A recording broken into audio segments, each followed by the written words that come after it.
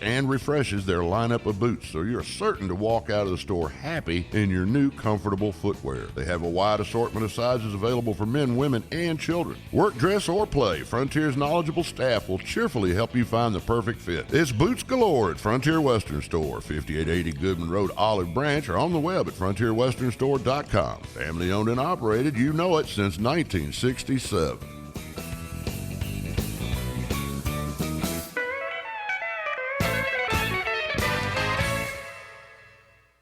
If you've always thought, hey, I'd look pretty good in a Lexus, well, guess what? Lexus thinks so, too. Lexus is offering you the Golden Opportunity Sales Event. Great offers on all 2019 models and special lease options. Drive in luxury and confidence, knowing that every new Lexus comes with complimentary first and second maintenance services. Stop by Lexus of Memphis, 2600 Ridgeway, and put yourself in the driver's seat of an all-new 2019 flagship LS500. Hey, you look pretty good there. Lexus Golden Opportunity Sales Event at Lexus of Memphis. Experience amazing. You already know you can listen to Sports 56, 96.1, and 87.7 anywhere with the Sports 56 app or at sports56whbq.com. But you can also keep up to date with everything going on by keeping up with Sports 56 on social media. Be sure to follow us on Twitter, Facebook, Instagram, YouTube, and Twitch for information on breaking news, chances to win prizes, and video of all the shows. Don't miss out on anything that's going on. Stay in touch with Sports 56, 96.1, and 87.7 on social media.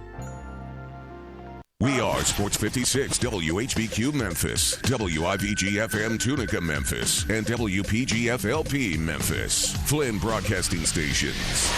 It's time for Sports Time with Wolo and Stacks. The first hour of Sports Time is brought to you by Lexus of Memphis. Here are your hosts, the voice of the Tigers, Dave Woloshin, and Brett Stotts Norsworthy. And a welcome in. Good Wednesday to you as we get the middle of the week out of the way. And, Brett, there are so many big stories today. And, usually football season, I don't want to get carried away here, but it's like taking candy from a baby. You come in here, there's a million stories to talk about that are all storylines. You talk about the games. You got some fans that are happy. You got others that are not. But today we've got all kinds of weird, wild stories all over the place, and they're not all just football. The first one is a sad one, and that is the passing today of T. Boone Pickens. We've all, at some point, had a story where we referenced T. Boone Pickens as, one of those guys that was just absolutely enamored with a school and became a mega booster. In fact, he was probably the greatest booster in the history of all of college athletics. If you don't know who he is, he was the billionaire that really kept Oklahoma State in business. Put them in business, kept them in business. He died today at the age of 91. He was an oil tycoon. He actually, in 1956, started a oil company, sort of really a geology company, I believe, that was just looking in the ground for possible gas or oil connections, and he hit. And he started that company with $2,500. In 2006, he gave Oklahoma State a one-time amount to get them going of $165 million. Before he passed today, he had given at least $300 million to the school. One guy giving all that money. That's just amazing. Married and divorced 5 times. So there was a bunch of rocky times in his life, I guess that you would say. But T. Boone Pickens, who did love college athletics and loved Oklahoma State, has passed away at the age of 91. So it's a nice, long life and a very giving life. But as you said, when you're married and divorced 5 times, I guess there were some pretty rocky times. And then there's this story. And I don't get it. I think when we all, and John Goen was in here, we all emphatically agreed. Brooks Koepka, with his major championship, his WGC championship, his incredible showing in all four majors. We thought Player of the Year, and actually by points, when the PGA of America did their tally, he won. He was first and Koepka was second, but that was not the way the players voted today. The players voted today that Rory McIlroy, third time in his career, won the Jack Nicklaus Award as the Player of the Year. How does that happen? That's popularity vote. Well, was it popularity vote? It's actually happened 3 times now. This is the third time that it's happened. Nick Faldo won it one time that way. I'm trying to remember who the third one was. But he had a major that year. Yeah. I don't get it. I don't either. Which year would you have rather had? Would you have rather Brooks Koepka's year or Roy McIlroy's year? I would much rather have Koepka because he won a major and a WGC. And was really close in all 3 other majors. And don't we really sort of, whether this is fair or not, whether the players think this, I always thought they did, but we really measure this by major championships. And Roy didn't have a major. He had the Players, which is considered the 5th. That would just motivate Koepka more. Oh, I think so, too. Well, I think Koepka needs it. Because I think Koepka only comes to play when it's a big event. I don't think he gives a darn about a mid-rung, middle-of-the-summer golf tournament that doesn't have a WGC or a major in front of it. I just don't think he does. I don't know that McIlroy gets that fired up for the Greater Milwaukee Open. There's not one anymore, but that's what we're trying to describe without calling anybody out. He won the Players' Championship, and he won a WGC, but he didn't do really anything in the majors. No. So that is. What a good player! It'll motivate Brooks Koepka. Yeah, that would make me mad too. Yeah, but it would really make me mad. I could shine my Wanamaker trophy and look at my bank account and feel real good. Look, you can be the 100th player in the world and look at your bank account and feel pretty good. But that 100th player can't shine that Wanamaker trophy for back-to-back years. No, he certainly cannot do that. I talked over you, so you didn't have a chance to give me your thoughts on Boone Pickens. Well, American success story and what he did for Oklahoma State. At the same time, on the parallel path with what Mike Gundy did. Mike Gundy took over his beloved alma mater, and he has stayed there when he could have left a couple of times for other places. I think a time or two he probably could have left for Tennessee if he had wanted to, but he stayed there, and they made quite a duo going up against, right there in their home state, one of the 4, 5, 6 biggest brands in the history of the sport to be competitive with them. And T. Boone Pickens is he was a giant of a guy. He was, and I still marvel. In '56, basically $2,500 is how he started that company, and they were just digging in the ground looking and just hoping. And boy, did he find That's their story. He hit, didn't he? Yeah, you know what? And I heard this story, and I don't know how much longer after like they hit the first one, but he went to friends and he just asked them to invest and I'm making this up, $500. Just help me a little. Yeah. $500 to keep it going because we're close. And they all became, tens of millions of dollars richer. Mm-hmm. And he was really, really generous with his buddies. I heard he was tough as could be. If he didn't think you were a friend and you were a foe, woo.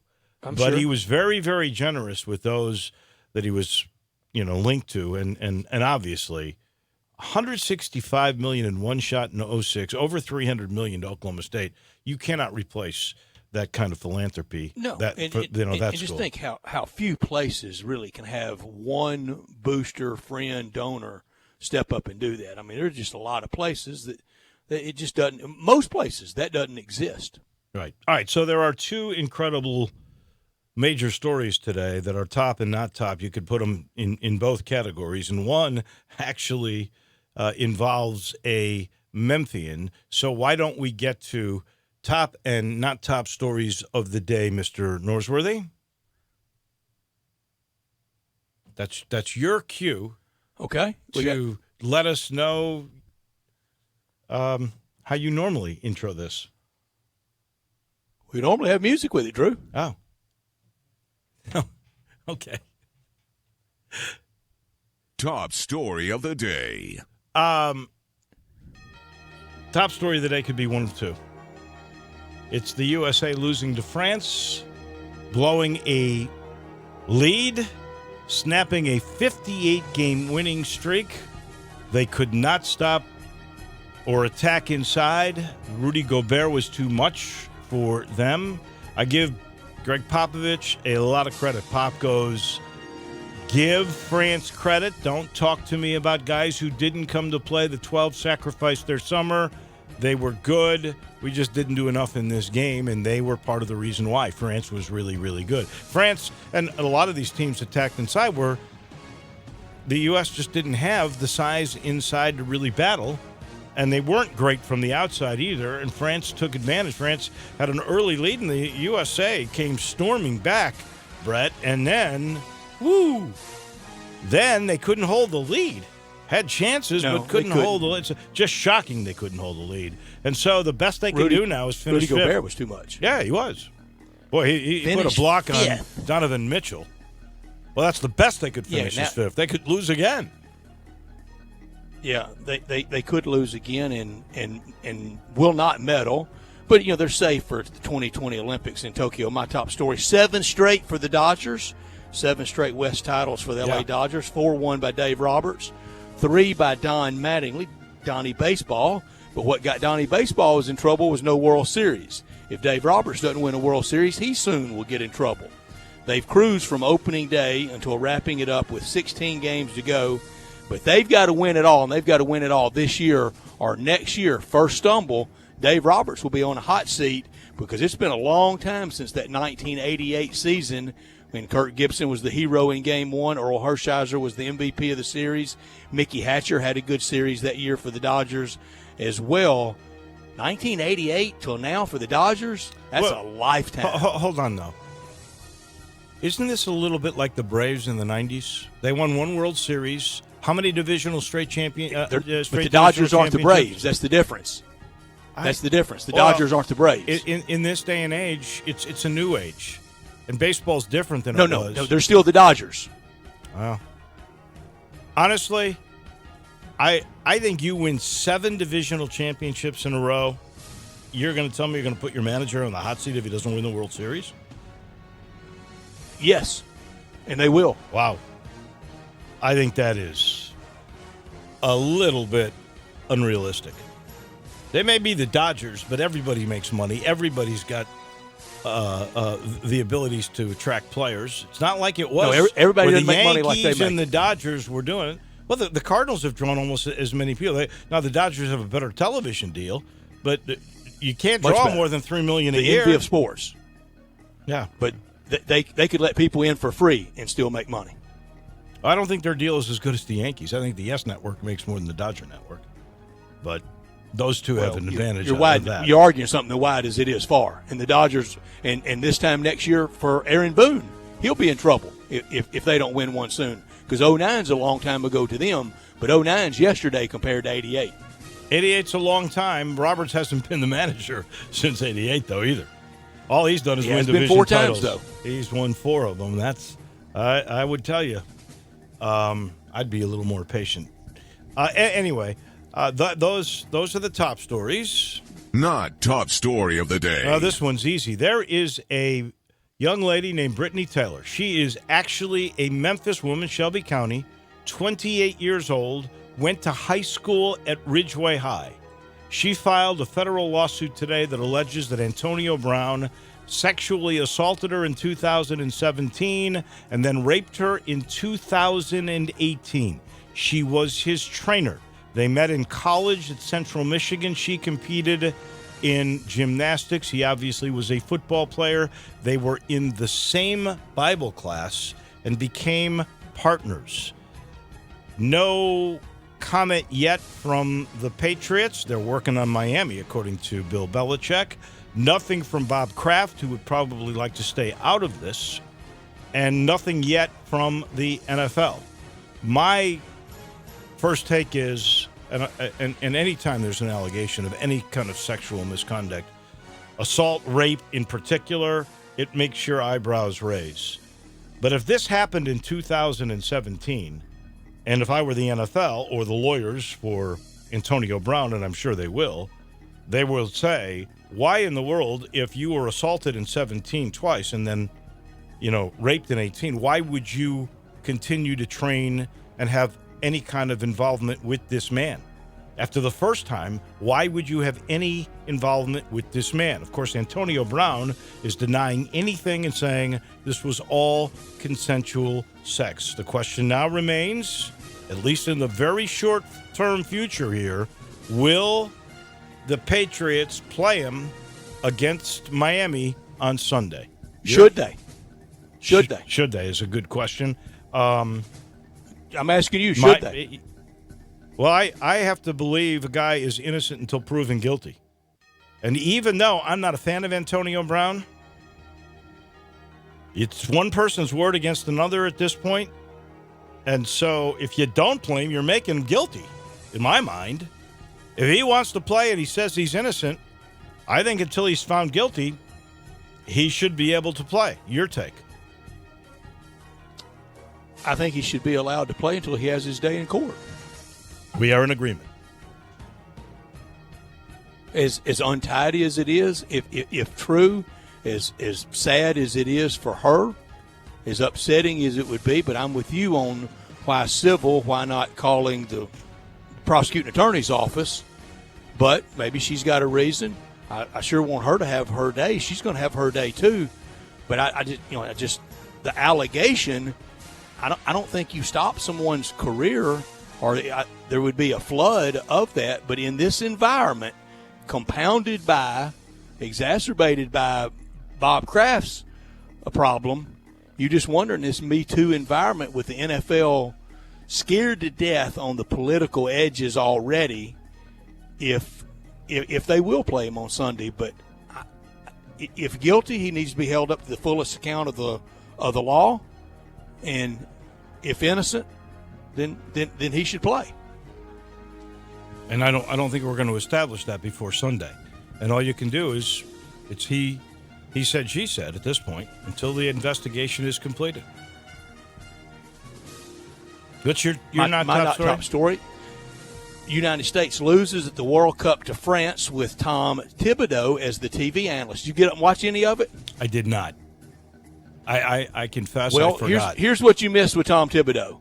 Quite possibly the dry-sounding analyst in the history of TV. He sounded like he was reading a hostage letter, or that he was trying to imitate a Bill Belichick press conference.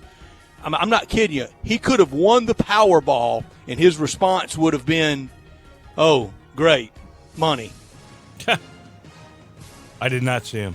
You had to catch it to understand it. He was as bad as the USA team. I'm guessing that. He wasn't bad in his analysis. The delivery, and it was so very soft spoken too, like he was scared he was gonna disturb somebody sitting by him at press row. The play-by-play guy had to be going, "Please, Lord, give me something." We give you something every day at this hour. It's brought to you by Lexus of Memphis, 2600 Ridgeway, and online at lexusofmemphis.com. Give them a call at 901-362-8833. Lexus of Memphis offering the Golden Opportunity sales event. Great offers on all 2019 models and special lease options. If you've ever thought I'd look great in a Lexus, well, guess what? Lexus of Memphis thinks you would look great in a Lexus as well. Drive in luxury and confidence knowing that every new Lexus comes with complimentary first and second maintenance services. Stop by today at Lexus of Memphis at 2600 Ridgeway and put yourself in the driver's seat of one of those 2019s or 2020s that are arriving by the day. The flagship LS500, and you will be looking and driving great. Lexus of Memphis, the highest standards in the industry. When you purchase a Lexus, you get top-of-the-line engineering and design, and that makes for the luxury driving experience. Online at lexusofmemphis.com, 362-8833. Experience amazing at Lexus of Memphis. So how much bashing should we give to the United States team? Does it matter? It doesn't matter, and I'll tell you why. It matters if you're a purist, but do we really count World Cup titles? I don't think so. We count Olympic titles when it comes to international basketball play. That's all we count. And this team did accomplish getting eligibility to play in Japan next year. And that's when all the big boys will come, and I'm certain we will win every one of those games handily, comfortably, whatever. By average of 20. But it does show you that's why it doesn't matter. If those guys don't play, you can be beaten. Even by good NBA players, you can be beaten if you don't have your superstars on hand. And it's interesting because Rudy Gobert, is he a superstar? He's a really good NBA player. He's not a superstar. Good. Fournier's real good. Yeah. Tilakina's okay. They had some pieces, but they had some guys that most of the world didn't know. I just don't think you're ever going to come home happy sending Joe Harris and Miles Plumlee. Probably not. And here's the other thing that you've got to remember, and I really believe this is true. Everybody will always talk about talent, and talent is the most critical ingredient, and we'll see that in those Olympic Games. But when you're kind of close in talent, good talent, not great talent, teams that are playing together for a while will beat you. Chemistry wins. And that French team has been together for several competitions. This team had not. And I think that was invaluable. And then Gobert was really good. He not just getting inside and out rebounding everybody, but he made a block on Donovan Mitchell down the stretch that was incredible. He was outstanding defensively. Well, I know U.S. basketball and the NBA were concerned about the run-up to the season for the NBA players. Well, they don't have to worry about now because they're going to be making the way home on the 20-hour flight back home. How much criticism for Greg Popovich? I wondered if that would come. Would it have been different? Just pass? It would have been a different. Just get the normal room service pass he gets. Maybe he will. In the back of my mind, I must confess, and I like Pop. I don't like the way he treats reporters, but for the most part, I think he treats people pretty well. And I did think for a second, if Mike Krzyzewski had been the coach of this team, would they have lost? Because they never lost with him. Well, Greg Popovich can have so many matter-of-fact comments about so many other people in the job and jobs that they do. And his job, pardon the expression, was to shut up and dribble and win basketball games, and he's not even going to medal, but yet he doesn't get any criticism. I don't know. I don't think he had the best team there. And if he were to lose, roster composition next year in the Olympics, he would definitely get blasted. But horrible roster composition. The only way I can answer your question is about about people taking shots at him would be to ask this: would this conglomeration of a team of USA talent, if Mike Krzyzewski had been coaching, would they have been better than fifth? I don't know. That's it. We'll never know. That didn't happen. I know what did happen. Pop coached them, and they flopped. They did. They actually lost a game in the group, and then they lost a game in the knockout round.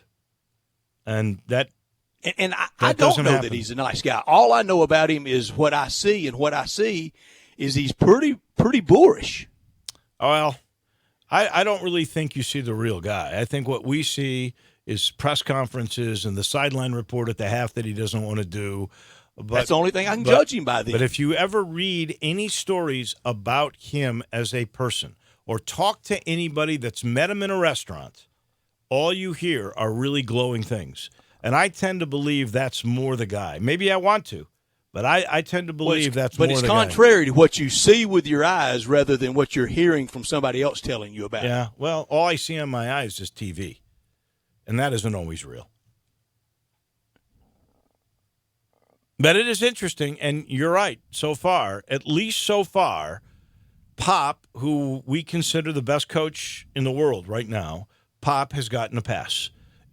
I will be curious to see if anybody does decide to take a shot and compare him to Mike Krzyzewski in the first outing here. And if they do, it's fair. But I certainly don't know because the big guys didn't show, if even Mike Krzyzewski would have won with this group. I guess we'll have to figure that out. We got a busy show today. Chris Raby is going to join us next from KMOX. We'll ask him if division titles should be enough or not enough. Then we've got Dan Munson's going to join us. He's the voice of Clemson. He'll join us at 4 o'clock. We'll talk some college football with him, in particular the ACC, and, of course, this machine that we know as Clemson. Pete Pranica will join us at 4:30, and there's a myriad of topics we want to go over with Pete. T.J. Reeves, our friend down in Tampa, they got problems. He will join us at 5, and then, of course, at 5:45, we've got Crunch Time and a whole bunch of other things we will get to as this day unwinds. We're sitting here in the Family Leisure Studios. You need to get over to the Family Leisure Extravaganza store, because they have always got things going. You know what? More and more fall stuff's coming in. It's the way they work. Right now, to make room, they are giving you unreal deals on spas. Over 50 spas in stock, ready to ship. This is their annual big, huge discount sale on spas. For instance, the $8,000 spas are down to $44.99.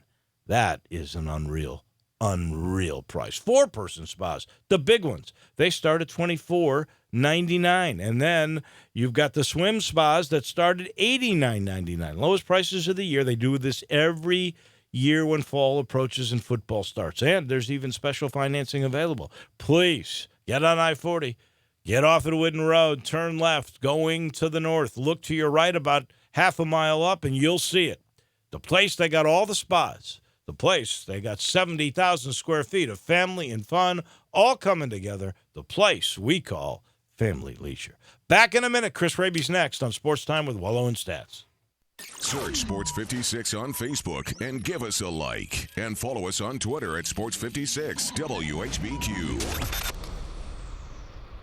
Tee it up at Edwin Watts Golf Shops this year with the new 2019 Fall Arrivals. Introducing the strikingly new T-Series irons from Titleist, featuring the T100 iron designed as a player's iron, the T200 iron, a player's distance iron, and the T300 iron, the complete game improvement iron. All pure Titleist. Let us help you find the right set and get custom fit today. Just a few of the new releases you'll find at Edwin Watts Golf Shops, home with a 90-day 100% satisfaction guarantee, serving golfers since 1968.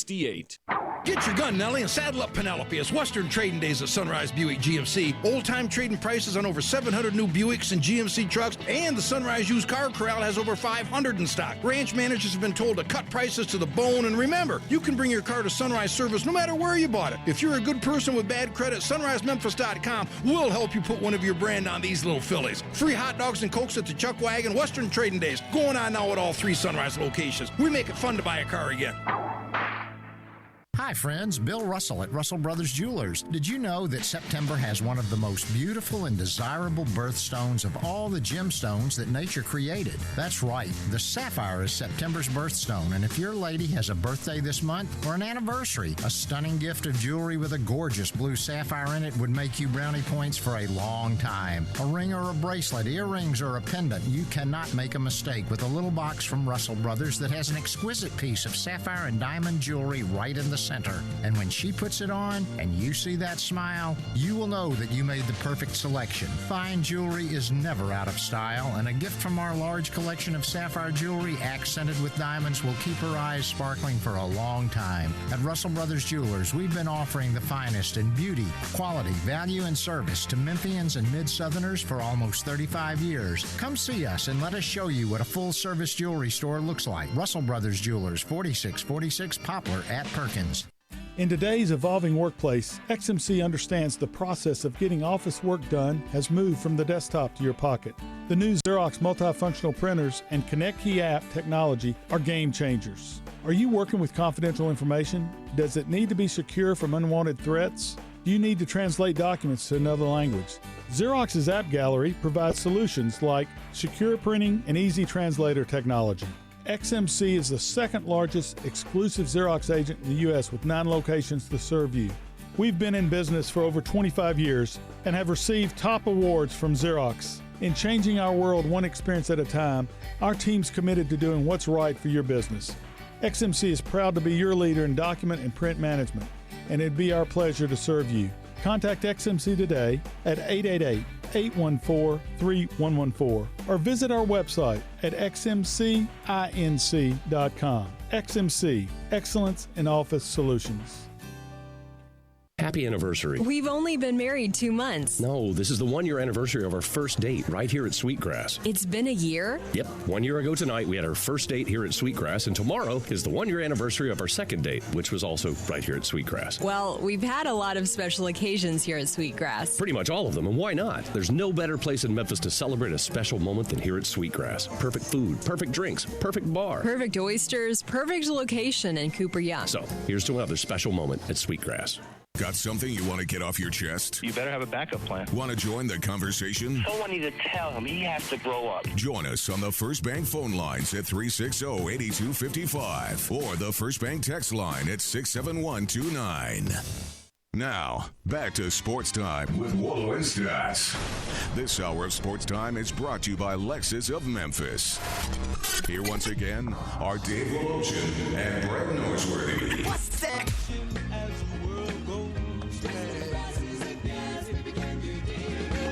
And hey, welcome back in. Nice to have you on this hump day. Hot again here, but not terrible. Well, it's September, though.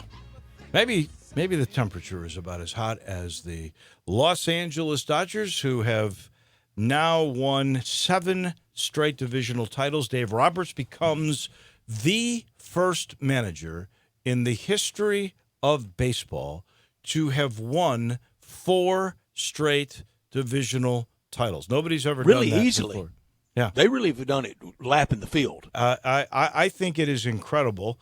But as you pointed out earlier, there are plenty of folks that think if he doesn't win the World Series, he could be gone. These are the same people that think Joe Madden should be gone in Chicago. I asked Chris Raby. So the 7 in a row, by the way, is I think third. The Yankees won 9 in a row, and of course the Braves in the 90s won 14 in a row. And they were very patient with the Braves management in those distances because they were winning division titles. You made the point they aren't the Dodgers. Chris Raby from KMOX, whose vocation is to really look at baseball close.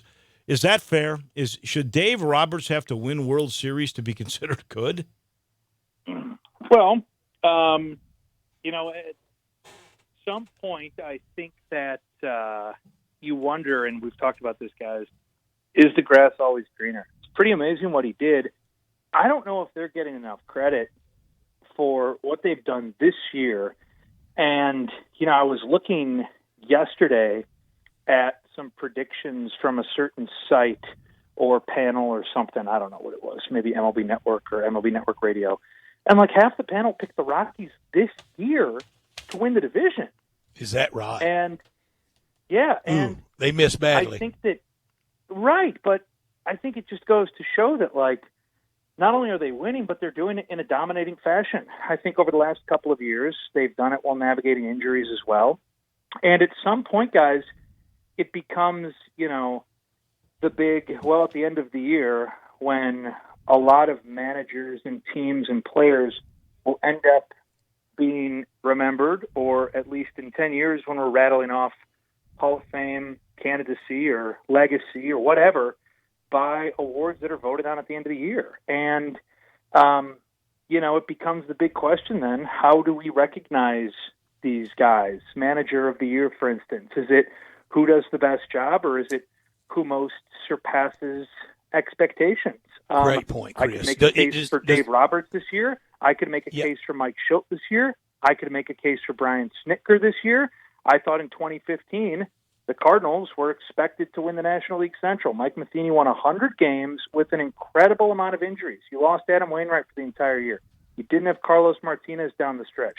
You lost a number of other guys, but Joe Madden and the Cubs arrived a year earlier, so because the expectations weren't for them to win, and they did, Joe Madden won the Manager of the Year. And I'm not saying that's right or wrong, but it's just funny how oftentimes our expectations shape achievement rather than what's actually achieved.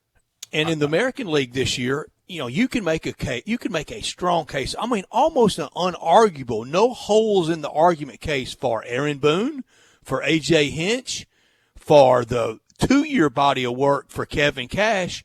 But if people usually do on Manager of the Year or Coach of the Year votes, kind of the darling ragamuffin, rags to riches story, Rocco Baldelli and the Twins really haven't quivered this year.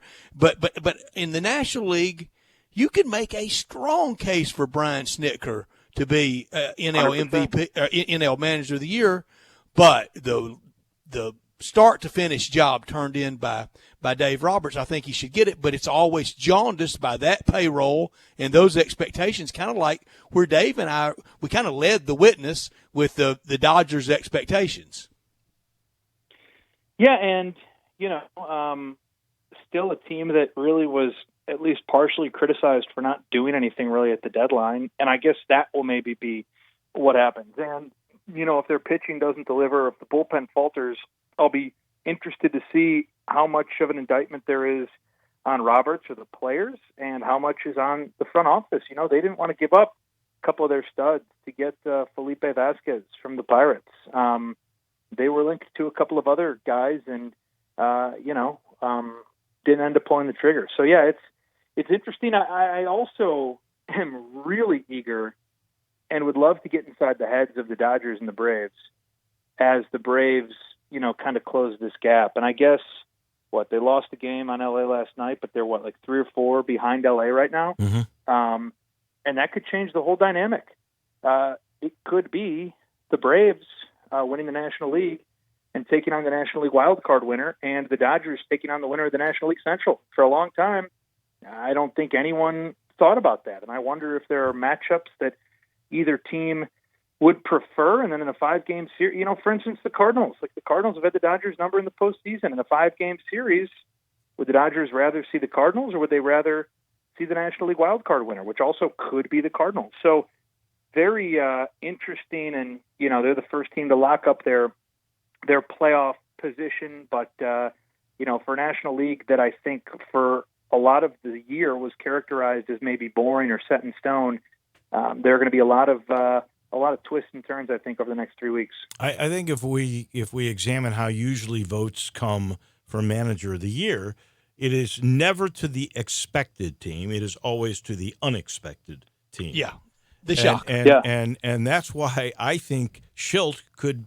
if he wins that division, I think he's got a really good shot. Dave Roberts has won 4 in a row, but the Dodgers were supposed to win. So right. I think Schultz got a really good shot. I think Rocco's definitely going to get it in the American League, because who would have figured that Minnesota would win that division? That was going to be Cleveland's division. Kind of running away. See, but then I could say the same thing. Look at the injuries the Yankees have dealt with. Oh, I agree. The fact that they're in the division with the defending World Series champs, with Tampa, the pressure that comes with being in New York. The lineup they ran out for like a month and a half or 2 months. I'm not sure the casual baseball fan would have been able to pick out more than 1 or 2 names. So again, I can see every angle, and I can see every angle and every side of it, and it can be really, really, really tough. But certainly some clubs and some managers that have done great jobs, and will be worthy of probably some close votes. And guys, we had Dave. I know you had him on a couple of times without me, but we had Bob Carpenter on with us. I'm going to say around, it was before Memorial Day, so I'm going to say past the middle of May, but before the 1st of June. And Dave Martinez was dead man walking. I don't know if he garners Manager of the Year award, but he's done a heck of a job. Oh yeah, and then they went on a stretch where they had the best record in baseball over like a month, and they couldn't make up any ground on the Braves. No, half game. It's crazy. And it's fun to scoreboard watch now and get ready for the different scenarios. It's fun, Chris, if you're sitting atop the division in good shape. Well, yeah, it's not so much fun from my position. Speaking of managers, how about Joe Madden just saying, "All right, Steve Cechek, we don't know if you can come within a foot of the plate, but go out there and Go get him, boys. Big boy. He struggled. What the hell was that was Wilson ugly Contreras last night. doing, too? He's set up like in the opposite batter's box. Like, I was so confused watching that. And then I have so many friends in Chicago. I'm watching It was my so guy, late, Dave Chris. I was Kaplan in hyperventilating. Chicago, I was just hallucinating. have a Twitter meltdown, and it's like, oh my God, what is going on? Like, I don't know. I don't know who else is in the bullpen, but I'll ask you guys, like, that to me last night, the way they came back twice, I don't care if you have to drag a hot dog vendor out of Section 164 and throw him on the mound. Like, what message does that send to your team? I don't care righty-lefty matchup. I don't care splits. I don't care anything. I don't care if a guy pitched yesterday. What in the world is going through the minds of those players standing behind Steve Cishek last night as he's throwing just ball after ball after ball and Madden's not coming out of the dugout? Yeah, I know. Yeah. I know Joe did not help himself last night in the eyes of Cub fans who want him gone. We've been through this before. I am not one of those. Not even that, but just a I chance to don't just make get up it. a free game last night. I know. I don't get that at all. You give credit to the Padres too, but like, holy cow! Yeah. Wow. Just a weird ending.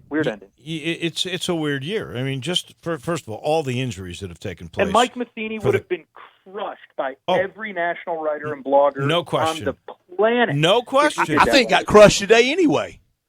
Yeah, probably. Just for good measure, Chris. But this has just been crazy because just 2 weeks ago, maybe even less, I think, Chris, you were part of it. I know both Brett and I were thinking, that's it. The Brewers are done. The life has been taken out of the Brewers. Then they make this great run, and then Kristen Yelich. Have you ever seen a guy have that kind of an injury off a foul ball from his own bat? I don't think I've ever seen that before. No, not off his knee. Yeah. I mean, foot, and that's happened so much to Matt Carpenter over the last couple of years that I think people are wondering if that's been the root, no pun intended, of some of his issues. But, oh, my God, I cringe. As a fan, you think, all right, well, knock the Brewers out, but I feel terrible. A guy who, by all accounts, anyone that has ever dealt with him is one of the great, great, great, great guys. Could have gone 50-30 this year. It would have made for a lot more intriguing race down the stretch. And, guys, I was wondering, like what's how do you come back from that? Like, for a guy who relies so much on speed and torque, and that's just a weird, weird, weird injury. Just absolutely Don't you brutal. know it hurt? Absolutely brutal. Oh, but I mean this, and Dave, I promise you, I am not patronizing you, but seriously, we know the nebulous nature of that wild card game, and I love it. I think I'd love it more if it was 2 out of 3, but anyway, I know it's I would. a one shot. I know you would this year. It's a one shot, and last year it's a one shot deal. We know that. It builds big drama, but the winning team out of that game, they feel like Superman. I mean, they're almost untouchable. If the Cubs, with their postseason experience and that manager, maybe that wounded manager, if they get in that game and they win it, they're dangerous. All the cards are redealt then. Well, they're alive. They got to get healthy. The Cubs have had so many injuries this year. Yeah. It's funny because I was thinking about that, Brett, and what became affectionately known as the Clint Hurdle Invitational, the Pittsburgh Pirates hosting and losing the wild card game every year from about 2012 to 2014. I guess they got beat by the Cardinals once, but I was thinking about the Cubs in 2015 and was looking at some numbers. Jake Arrieta, the second half of that year, what he did when he won the Cy Young, what Jack Flaherty's done this year, and the Cardinals were actually, at the beginning of August, 8 games in front of the Cubs in the division. The Cubs made it 3 games because they closed the last month and a half the way the Cardinals are closing right now. And the Cubs came in third that year in the division. Yeah, with 97 wins. And the Cardinals lost their last 3 games of the season. And the Cardinals finished at about a 500 pace over the last 4 or 5 weeks, which is what the Cubs are doing right now. And the Cubs did it then with pitching. Best pitching in baseball. Starters ERA of around 2.4. The Cardinals are doing that right now. And then Jake Arrieta went out and was incredible in Pittsburgh. And then, the rest is history. They beat the Cardinals, get that monkey kind of off their back, get through the first round, win their first playoff game outside of the wild card game since game 5 of the 2003 NLCS, Bartman Eve, and then they run into Daniel Murphy. But they did it with pitching, and I see a lot of parallels, even though the Cardinals aren't chasing anyone right now, and the way the Cardinals are going about it right now and the way the Cubs went about it in 2015. The Cardinals may get to avoid that wild card game if they're able to win the division, but I think there are a lot of similarities. And when you have a guy like Arrieta in 15, like Flaherty right now, like the bullpen the Cubs had in 15, like the bullpen the Cardinals have now, that can be bulletproof in a 5-game series. And it can make things really scary because even if you're the road team, the first 2, like the Cubs in St. Louis, just got to win 1, then you can go home and wrap things up. Chris, getaway question. I'm sorry, Dave. Go ahead, Dave. I was just going to finish by saying, if from the Cubs' perspective, if there's no Javi Baez and even Addison Russell, there's not going to be. It's tough. The Cubs may not make the wild card game. If the not, Cardinals we've beat seen them down, they got 7 games left with the Cardinals. But we've seen rallying stories before. Look, we mentioned the '88 Dodgers. Kirk Gibson, he made the most of it, but had one at bat in that '88 World Series. Chris, getaway question today: Dakota Hudson or Jack Flaherty? Who's the Cardinals' ace? Oh, Flaherty. I yeah, think no Flaherty is. I think Flaherty. Right now, if you told me I had one game against the Astros, the Yankees, the Dodgers, it doesn't matter. I feel like Flaherty's gone out there. He's going 7 or 8 innings. I agree. Compare Hudson's stat line. Sure.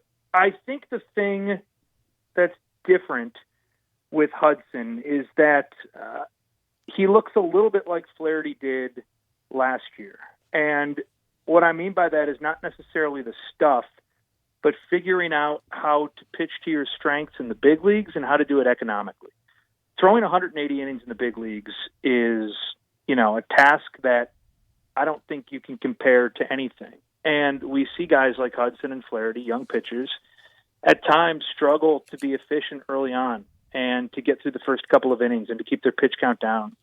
And I think Hudson's getting better at that. And I think earlier this year with you guys, I kind of compared him to maybe, again, not the accomplishments, but maybe the stuff and makeup of like a Kyle Hendricks. And I think as he continues to evolve, he'll become that kind of shutdown guy who can go out there and throw 7 or 8 innings on 85, 90, 95 pitches. When he pitches to contact, when he trusts his defense, when he embraces the fact that he doesn't need to strike a bunch of guys out. Jack Flaherty, I think himself, can beat any lineup any day. He can do it with his stuff. He has the best swing and miss stuff of anyone on the Cardinals, outside of maybe Carlos Martinez. And in big games, when you need strikeouts, if you've got second and third one out, I feel that Jack Flaherty can get out of that, and they might not even make contact. They might not even put a ball out of the infield. I think that's put perfectly. And he's got this swagger right now, Chris. He looks like he's Bob Gibson out there. Like Arrieta in 15. Or Bob Gibson. Like Arrieta in 15. Dave, don't compare him to Bob Gibson, please. He's looking that way right now. I mean, when he seriously, you did that to jinx him, Dave. That's when a low he blow. Takes the mound right now. I'm serious. Look in his eyes. He does not look like he's scared of anybody. He looks like, come on, try to take me on. That's what I love about him. Really, fun to watch. Yeah, he's fun to watch. He's in a mode right now that not many get to. I think that is for sure. Chris, as always, we appreciate it. Thank you, Chris. Who knows what'll happen by the time we talk next week? It'll be fun. Can't wait. Thanks, guys. Have a great day. You too. That is Chris Raby from KMOX in St. Louis. This portion of the show. May I make one baseball prediction? I think we're in the last days, and he's done them a great job. Brought them the second World Series title to Kansas City. I think Ned Yost in the days and weeks ahead will announce that he's retiring, and I think Mike Matheny will be named the skipper for the 2020 Kansas City Royals, and I'll be glad to see it. I think Mike Matheny deserves another shot. I really do. I hope he gets it. I really do. That's a good prediction. I like that, and I could see both those things happening. This portion of the show brought to you by Conway. Conway Services, heating, cooling, plumbing, and electric. And, of course, they got a deal right now with Carrier. Now you're talking best service, best technology to get you into 2019. Now, it's never good for your system not to be working right or not at all. And John knows, since there's never a good time, he's got to help you out. And that's why he's always got different financing options. And now he's got a great one. You can get a Carrier state-of-the-art 2019 air conditioning system for as low as $99 a month. That's right, Conway and Carrier together. $99 a month. Everybody could do that. And John's always trying to help. How about this for free? A 10-year parts warranty. How about this for free? A Nest thermostat. That's the newest, the best, the highest of technology. And, of course, you'll always get the Conway service. It is award-winning every time they walk through your doors. Make the call. If you need new technology or want it to save on your MLGW bill and you want your house to still be cool, 384-3511. 384-3511. That's Conway Services, heating, cooling, plumbing, and electric. Back with a wrap of this first hour on this Wednesday here on Sports Time. On Sports 56, 87.7, and 96.1. Get happy with Johnny Radio's Happy Hour. Weekday afternoons from 1 till 3 on Sports 56, 96.1, and 87.7. Did you know nearly 40% of men under 40 and over 75% of men over the age of 40 experience sexual performance concerns? At the Memphis Men's Clinic, their experienced physician performs a comprehensive evaluation that determines which specific issues may interfere with your sexual performance. These issues can vary and range from anxiety to medical issues, low testosterone, or erectile dysfunction. The Memphis Men's Clinic has evaluated hundreds of men of all ages over the years and reestablished a normal sexual life. The Memphis Men's Clinic will work aggressively to resolve issues and allow you to restore your sexual health and overall well-being. That's the Memphis way. If you're 20 years old or 90 years old, come and get cared for the Memphis way. Treatment that's based on your specific needs after a professional clinical evaluation by their experienced board-certified physician. Call the Memphis Men's Clinic today at 901-443-0475 or visit memphismensclinic.com. Memphis Madness returns Thursday, October 3rd to FedEx Forum at 7 p.m. Tickets start at just $5. That's right. You get to see the University of Memphis men's and women's basketball teams, former players, the mighty sound of the South, and maybe even special guests, all for just $5. If that's not enough, the Blue Carpet Experience starts on the FedEx Forum Plaza at 5 p.m. And that is a free event for the entire community. So get your tickets today at GoTigersGo.com. Memphis Madness is presented by Ashley Home Store. And now, the worst commercial ever. I'm Jake. And I'm Jack. We're the Plow Guys. How do we keep your driveways clean? With commercial auto and business insurance through Progressive. They help with a customized insurance plan that keeps our business on the road. And that's news worth shouting out loud simultaneously. Enthusiastic yelling at the same time. Yeah! Terrible. Whereas commercial auto and business insurance through Progressive is anything but. Visit progressivecommercial.com to quote today. Insurance provided and serviced by Progressive Casualty Insurance Company. Its affiliated and third-party insurers. Welcome to Moe's! We are so grateful for your service to our community. We are offering all first responders 50% off their entire meal this Wednesday on 9/11. Moe's always offers fresh ingredients. No freezers, no microwaves, just fresh. Don't forget, Moe's has great catering.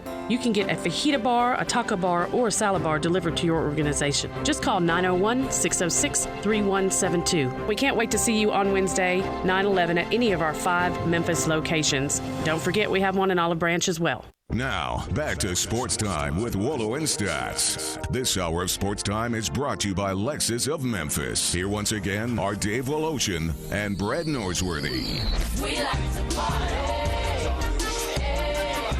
Coming up in just a few minutes, college football front and center with Dan Munson, who is the voice of Clemson. Pete Pranica is going to join us at 4:30. We'll talk a little maybe the Southern Heritage Classic. Yeah, congratulations to Fred Jones, by the way, getting that street that is, I believe it is just east of early Maxwell Boulevard off Central, that is now will be called Fred Jones Road, Fred Jones Way, something like that. But congratulations. For sure, and it will be fun again this year, as it always is, and aptly named Tiger Lane this Saturday for both of these teams in this game, being the Tigers. So a lot of fun on Tiger Lane and a lot of fun always around the Southern Heritage Classic. We'll talk about that and other things with Pete Pranick. He's done that games a lot of years. Last year it was a complete weather calamity, and looks like Fred Jones and his group's going to be clear for that on Saturday night. A lot of fun, very good for the city with those teams in town, and a lot of fun. You want to round a blind resume? You want to do that NCAA tournament time style? You ready? Okay. All right, y'all tell me which one is better with this. One pitcher has won 15 games this year. One's won 16. Both have lost 6 games. Okay. One has an ERA.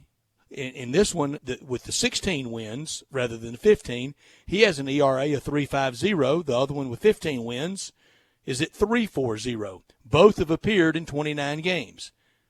One has the one with 16 wins has 185 innings pitched. The other one has 153. Okay. Here's probably the tipping point. Give me the strikeouts in the 180. The guy that had 185 innings. How many strikeouts? 222. Guy with 150 or whatever it was. 116. Give me the guy with the 185 innings and all those strikeouts.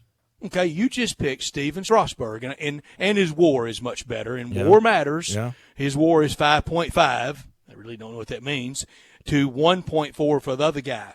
But that other guy, and Strasburg's better, and you would certainly rather have Strasburg going out there for Game 1 or Game 7 or any game. And in all playoffs. those innings that he gobbled up that helped And your all bullpen. And all those innings, especially a bullpen that's shaky, like the Nats bullpen can get. But I just compared Steven Strasburg to Dakota Hudson. Well, Dakota Hudson has good numbers. I mean, he does. I certainly would take that over a lot of other guys, but if you compare those two resumes, it seems to me the Strasburg numbers are better just by innings gobbled up and the amount of strikeouts they are, that he has. and you'd rather have him. But my point is the year that Dakota Hudson's had, it's not that far from one of the elites. No, but I will tell you, Jack Flaherty is in a rhythm Locked now that is all business. Is one of those great little things. I don't know how long they last. It's Arrieta-esque. But it is.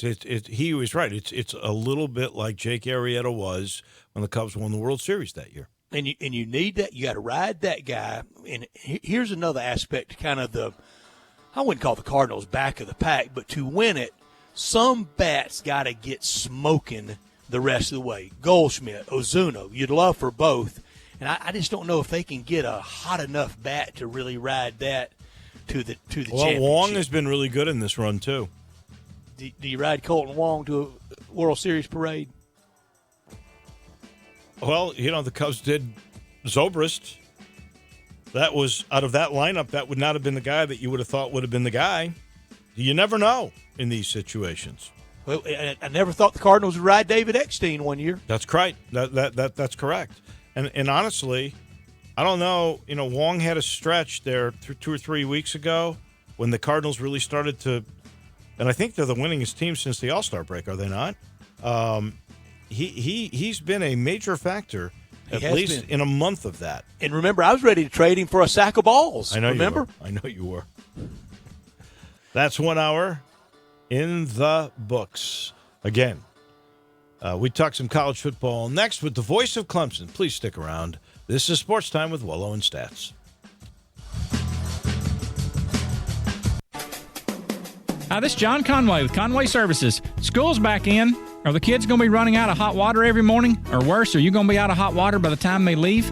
It may be time for a tankless water heater from Conway Services that never runs out of hot water. At Conway Services, we're making now the perfect time to replace that old energy-guzzling tanked water heater with a new tankless water heater with 24 months to pay, interest-free. Or I'll give you $250 for that old tanked water heater. These energy-saving models only heat the water you use, saving you money on your gas bill every month.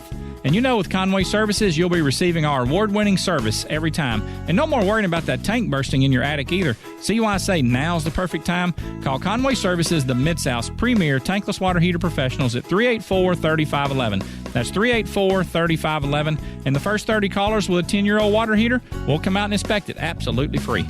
Call 384-3511. Conway Services. Call Conway today. The 2019 Ford F-150 is... Wait, what's the word? How would you describe something that has a body made out of high-strength, military-grade aluminum alloy? Something with best-in-class torque and payload that can tow up to 13,200 pounds. And something with the smarts to know that even after being able to do all of that, you can always use a little help from available Pro Trailer Backup Assist. Oh, that's right. I remember the word. It's tough.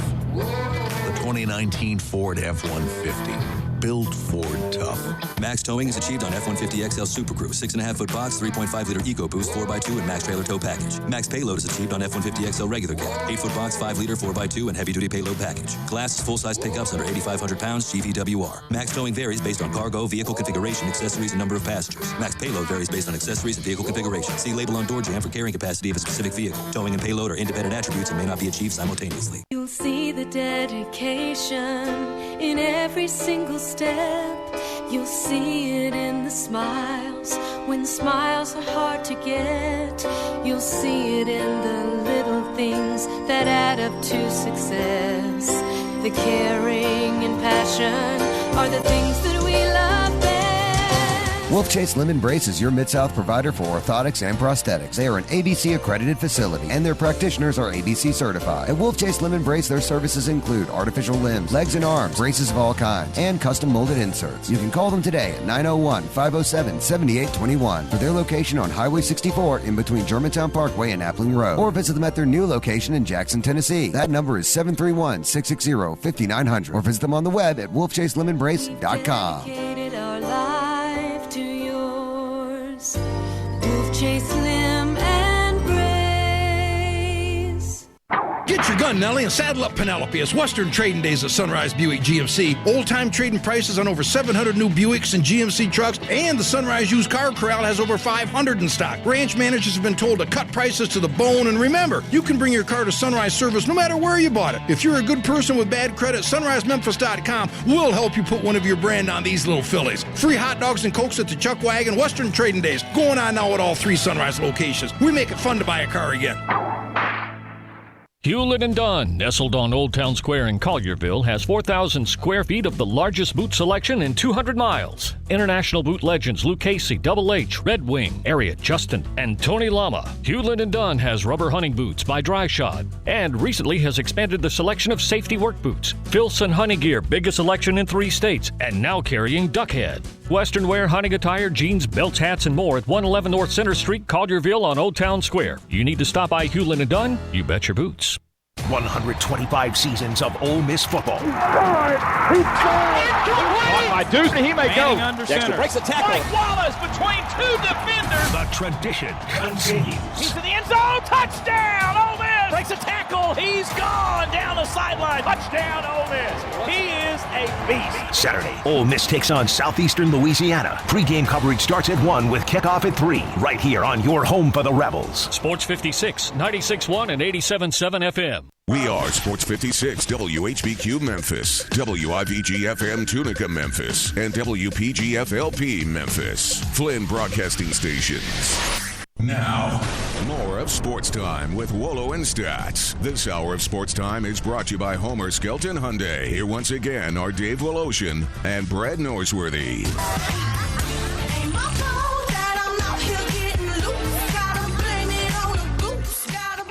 Hour number 2 on this Wednesday. Wolo and Stats with you this hour, as you just heard the announcer man say, is brought to you by the good folks at Homer Skelton Hyundai in Olive Branch. Take Lamar. That's real easy. It becomes Highway 78.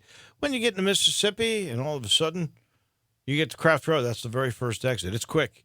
You make a left-hand turn, and there you will see a wonderful place. The best place, I think, to do car business in this whole Metroplex. Number 1, certified pre-owned car dealer the last 11 years. And, of course, it all begins with the product. And then you marry that service that you get with Homer Skelton Hyundai, and, oh, my gosh, you've got the great combination. And the product's so good you get this assurance. 10-year, 100,000-mile limited powertrain warranty on any new car on the lot. My Santa Fe, could be an Elantra, the Veloster. It could be the new Palisade, or you could get a Genesis car. And they do sell the Genesis luxury cars at Homer Skelton Hyundai. In fact, they're putting a bigger emphasis on it. Not every dealership that's got Hyundais can sell Genesis, but they do at Homer Skelton. In fact, they're making it bigger. They're going to have separate entrances. It's going to be a really big deal. You're going to love what you see. Well, you'll love what you see right there, right now. When you marry that technology with that service, it's a marriage made in heaven. That's what I call Homer Skelton Hyundai in Olive Branch. We're going to talk with Don Munson, the voice of the national champion Clemson Tigers. And also, there's a lot of voting out there this year and a lot of walk down memory lane with this being college football's 150th year. And they were voted this week by, what group was it? That 2015 team from last year voted the 5th best team of all time. Wow. They were real good, and they did go 15-0. Yep. Yeah. They and the way they disposed of the great Alabama in that championship game was impressive indeed. So I'll tell you who's a surprise to me. Mac Brown, North Carolina. 2-0. They're 2-0. They beat, I think they were underdogs in both the games they played. They beat South Carolina on a neutral, and then they beat Miami. And now they will play Wake Forest. They're undefeated as well. And they're putting up points, man. And that's Dave Clawson that was I think he was the last offensive coordinator in that last year for Philip Fulmer at Tennessee. And their AD is John Curry. I know. I will tell you, Dave Clawson absolutely impressed the heck out of me when Memphis played Wake in the Birmingham Bowl last year. Mm-hmm. Memphis should have won that game, honestly. That was another one of those leads that evaporated. But this guy was, you talk about winning the press conference, he was articulate and interesting and witty. And I asked their play-by-play guy who's been doing their games, I think, longer than I've been doing the Memphis games, and he said he's really terrific, just a class act all the way. And I think he's got them on the right. That's not a easy place to win. It's not a small private school, and you're in this great league. Jim Grobe won there, though. Yeah, he did. It's not impossible, but it's not easy. And I think he's got them on a really good track. That's a great game this week, don't you think? I think it's a real good game. Real good game this week. I started doing my charts for the South Alabama game. And it was Memphis 18.5-point favorites in this game, and I can see why. This is a one-dimensional team. They ran for 400 yards against Jackson State last week. And they did put up a battle with Nebraska, but they're pretty one-dimensional. I don't believe they can pass the ball very well. And so I think what you saw last week in that option game, which was one of the great things about playing Southern, was it sort of prepared you for South Alabama, believe it or not, and maybe some of Tulane. I think we mentioned that before. But I think if Memphis can slow down their run then and keep the ball a little bit and build a little lead here, I think it's going to be hard for South Alabama to come back. Yeah, I think it will be, too, in South Alabama. Steve Campbell, is he in his second or third year at that program? Joey Jones got fired. I think it's his third year. I'm pretty sure it is his third year there. And you know where he's from? Well, as John Thompson told us the other day, from the cradle of college he did a coaches. good job. He did a good job at Central Arkansas. Yeah, he did.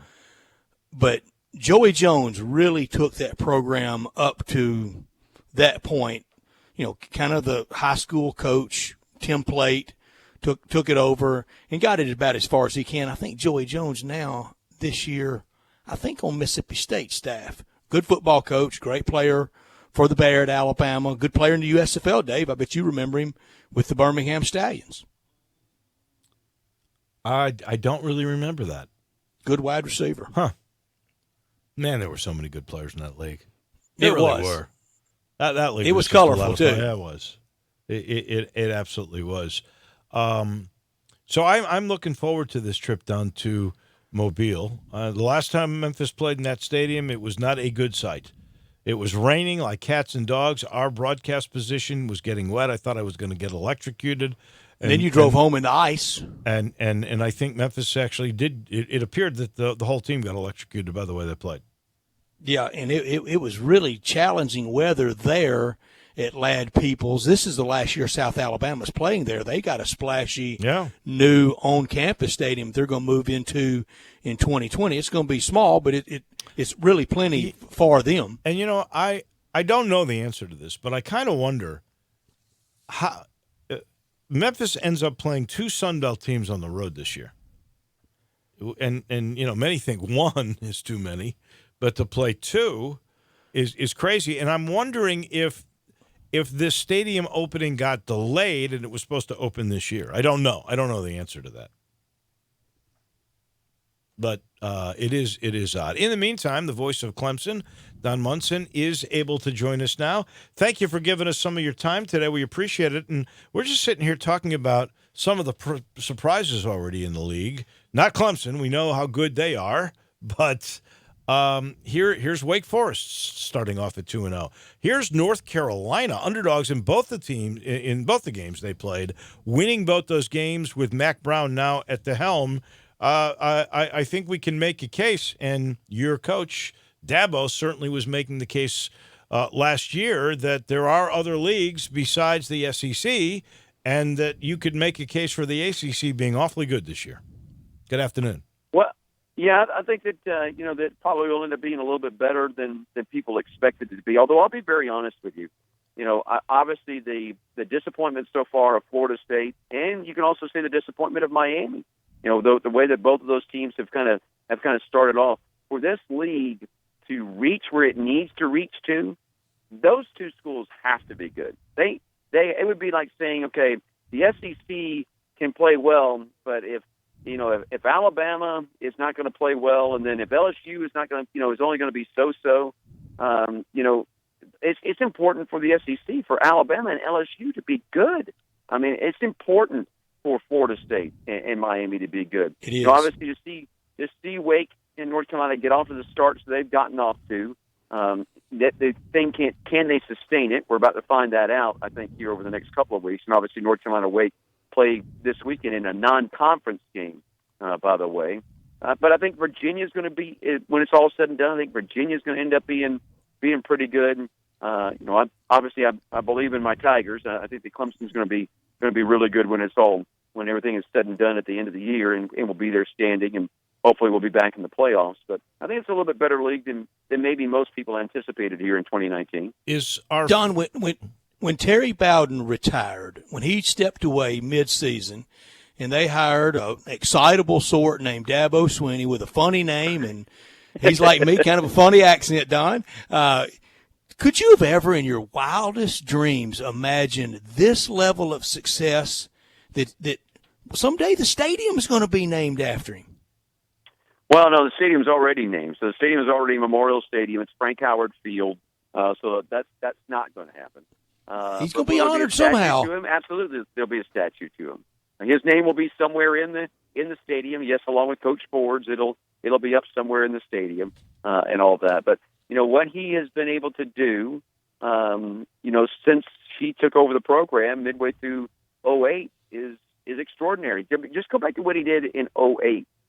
Prior to Dabo Swinney posting a 4-2 record as an interim coach, you had to go all the way back to 1970 for another interim coach to post a winning record. All right, so that's first and foremost. That's 33 years right there. Interim coaches that had taken over a program, and there have been 29 prior to him. Interim coaches were 0-29 in getting the head coaching job prior to Coach Swinney. So he started out right away doing everything that was against the odds, and all he's done ever since then is just continue to, all right, you don't think that we can? I believe that we can. And the mental framework that he has, the positivity that he has within the program, he has sold it, and now it's just part of the culture. And now he's also recruiting the best players in America. They're beating down the doors to come to Clemson. And it's a wonderful thing to sit back and watch. That obviously is a big part of it, but you have to develop guys. You can be a rah-rah guy, and you can bring in good guys, but if they don't develop, what is it about Dabo and his staff that enables them to get a guy like Trevor Lawrence so ready so quick? Well, he was like a new toy. He came out of the box ready. I don't think that's a great example, because I think everybody that was recruiting Trevor Lawrence knew, okay, this dude's going to be ready to go as soon as he steps foot on campus. Kind of like Sammy Watkins. When Sammy Watkins stepped foot on campus, there was no doubt that he was the best wide receiver that was on that Clemson football team. I think where you need to go and look is at the Grady Jarretts of the world. All right, so here's Grady Jarrett. He's a 2-star. No one really wants Grady Jarrett. Even our own coaching staff didn't want Grady Jarrett. Coach Swinney holds back about 2 or 3 scholarships a year that he can personally use, and that those are mine. I'm going to use those on the 2 or 3 players that I want to use them on.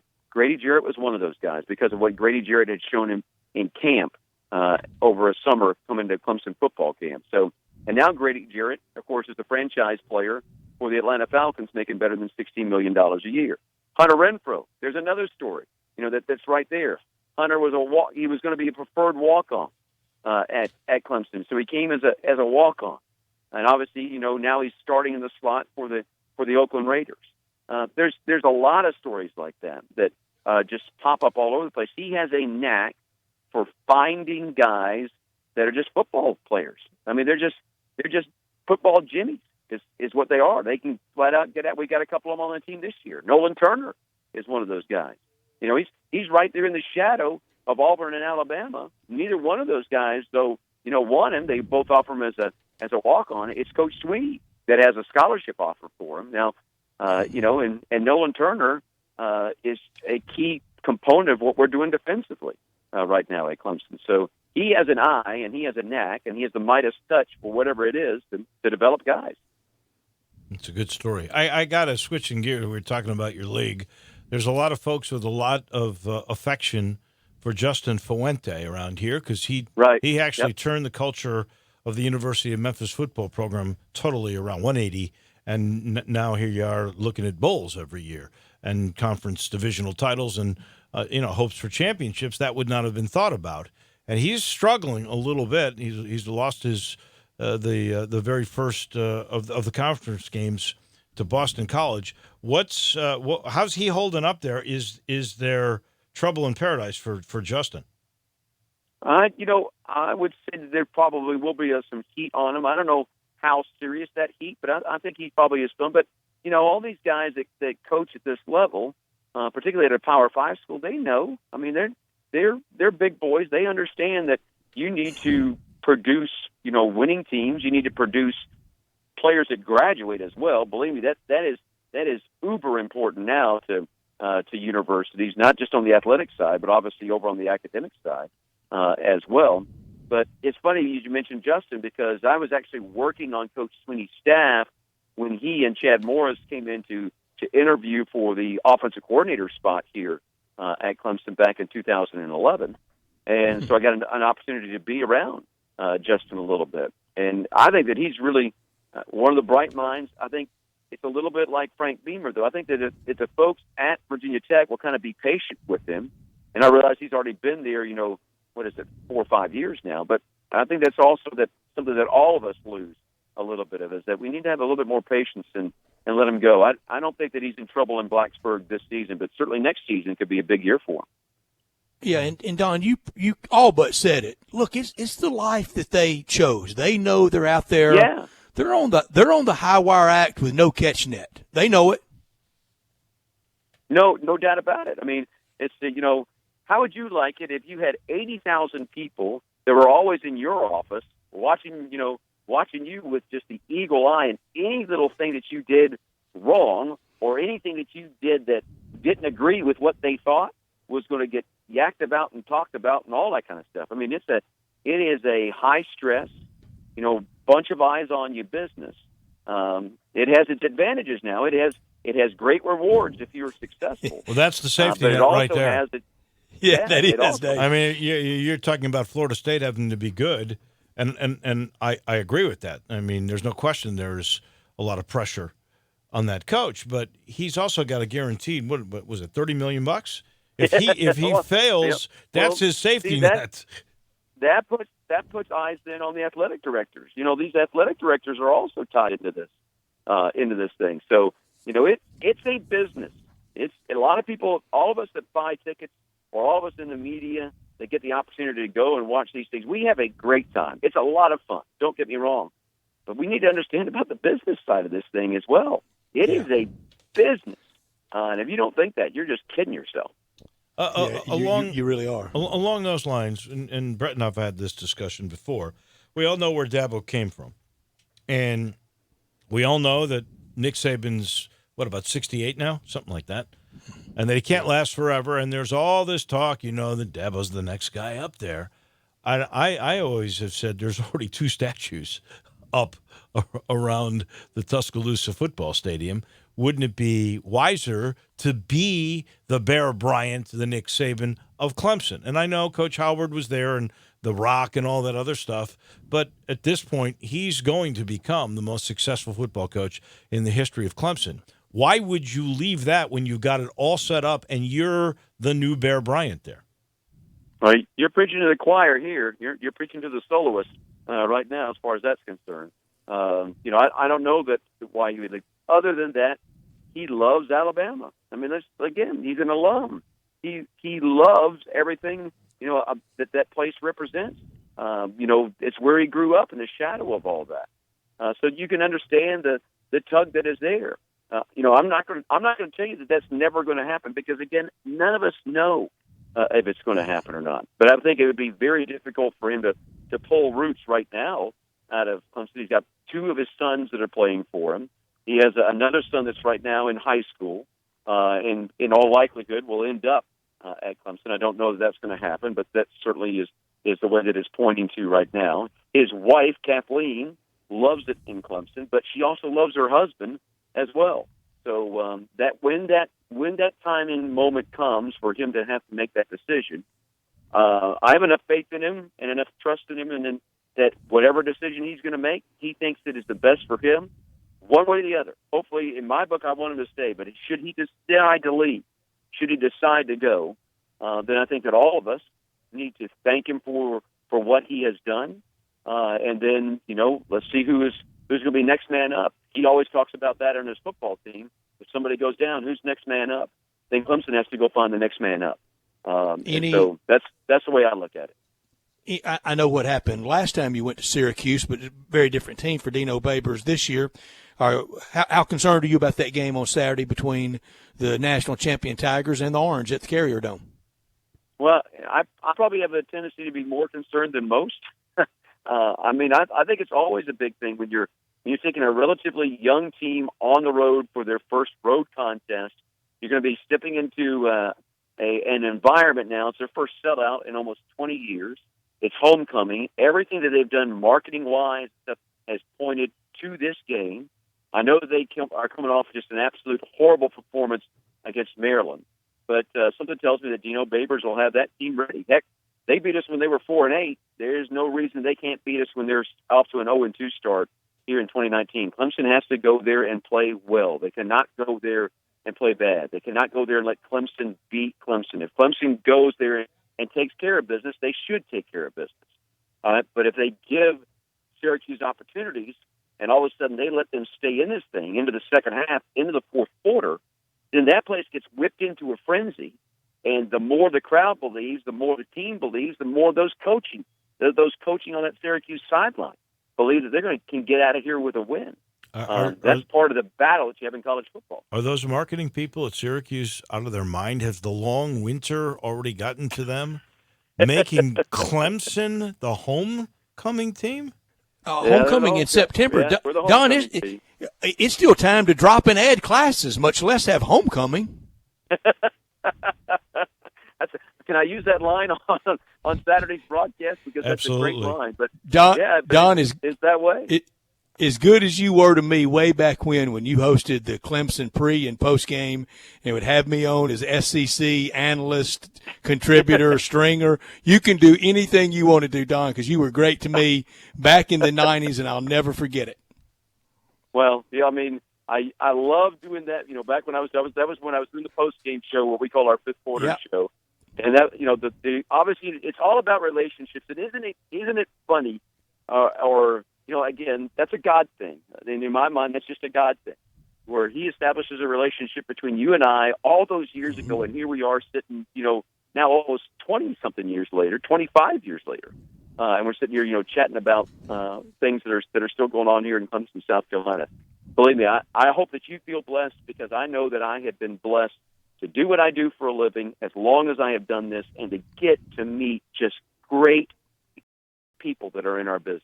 Speaking of make which, relationships. Give our best to Matt Park, who's the Syracuse announcer, for sure, who spent a little time in the Memphis area doing minor league baseball in Jackson. So good guy, and I've done a basketball game in that arena, or that ballpark, whatever you want to call it.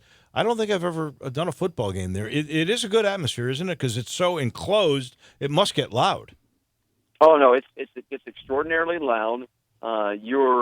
The press box there, you're way down towards the field. I don't know how to explain it to you, but just, you know, most of us in press boxes in a stadium that's 40,000 plus, you know, you're more up towards the top of the bowl. That's not the way it is at Syracuse. You're almost midway down in the bowl, so you're looking at the field from a much different angle, much closer to the field, and you can feel it. You can hear the stuff that's going on the field without having to have field mics and parabolic mics and that kind of thing.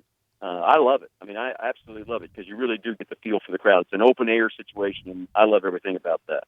He is Don Munson. He is the voice of Clemson. Good luck the rest of the way.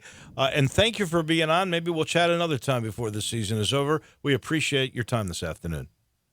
Always good to spread a little gospel of Clemson. Appreciate you having me on. There you go. Go Tigers. You got it. Bye-bye. Thank you, Don. Don Munson, voice of Clemson. Man, he's serious about that gospel, and that was very, very good. And you see that in that Clemson culture. That's Dabo.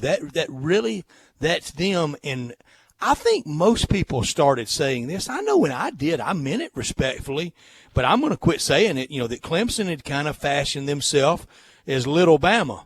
No, they're just Clemson now. Oh, there's nothing little about them. No, it's not. And they're very proud. Now, I think it makes already a tough job for Will Muschamp at South Carolina even tougher. Oh, definitely. Because that state's going to produce 5, 6, 7, legit blue chippers, but everybody's recruiting them.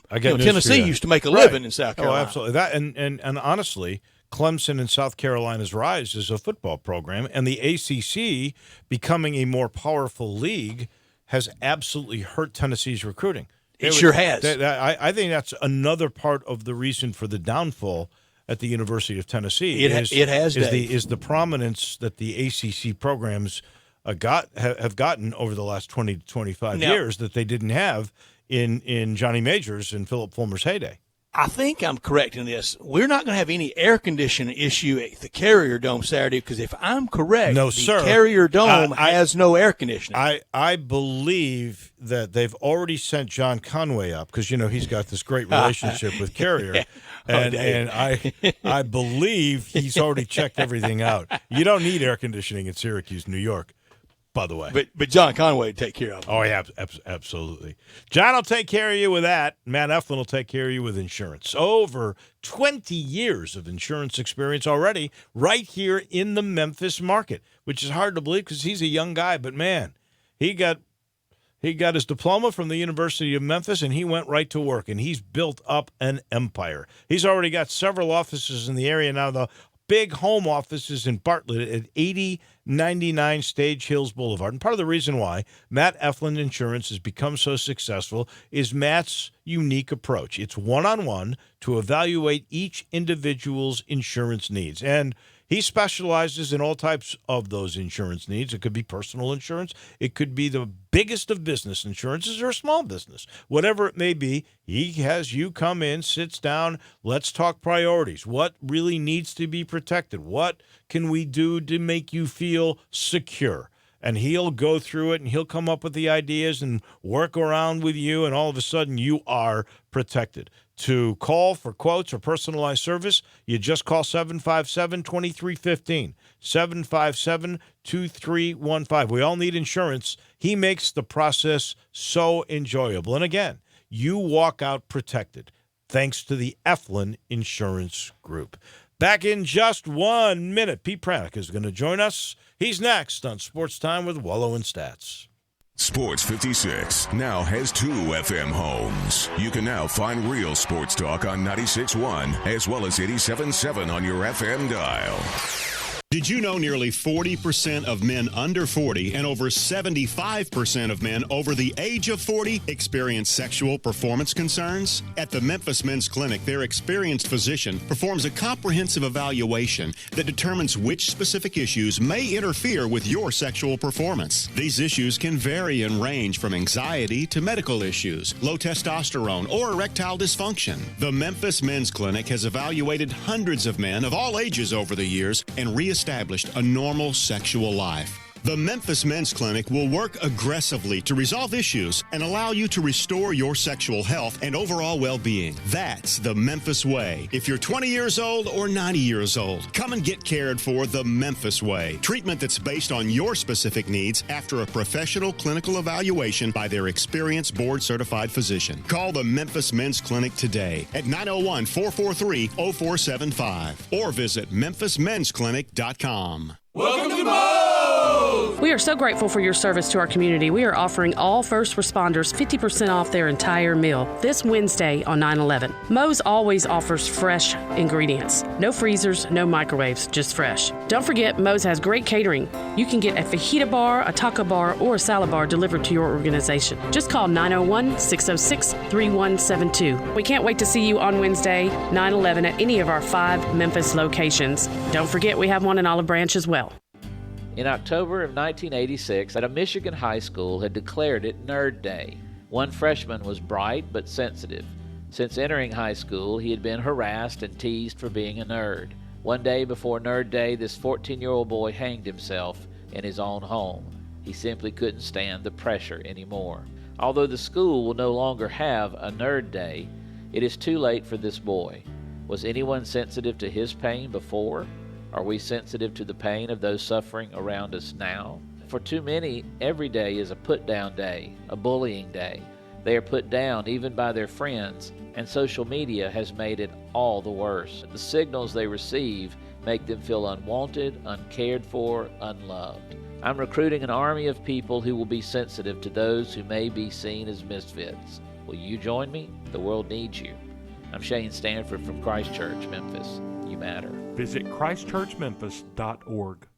Got something you want to get off your chest? You better have a backup plan. Want to join the conversation? Someone needs to tell him he has to grow up. Join us on the First Bank phone lines at 360-8255 or the First Bank text line at 67129. Now, more of Sports Time with Wolo and Stats. This hour of Sports Time is brought to you by Homer Skelton Hyundai. Here once again are Dave Olshin and Brad Norsworthy. My world was strapped against my back.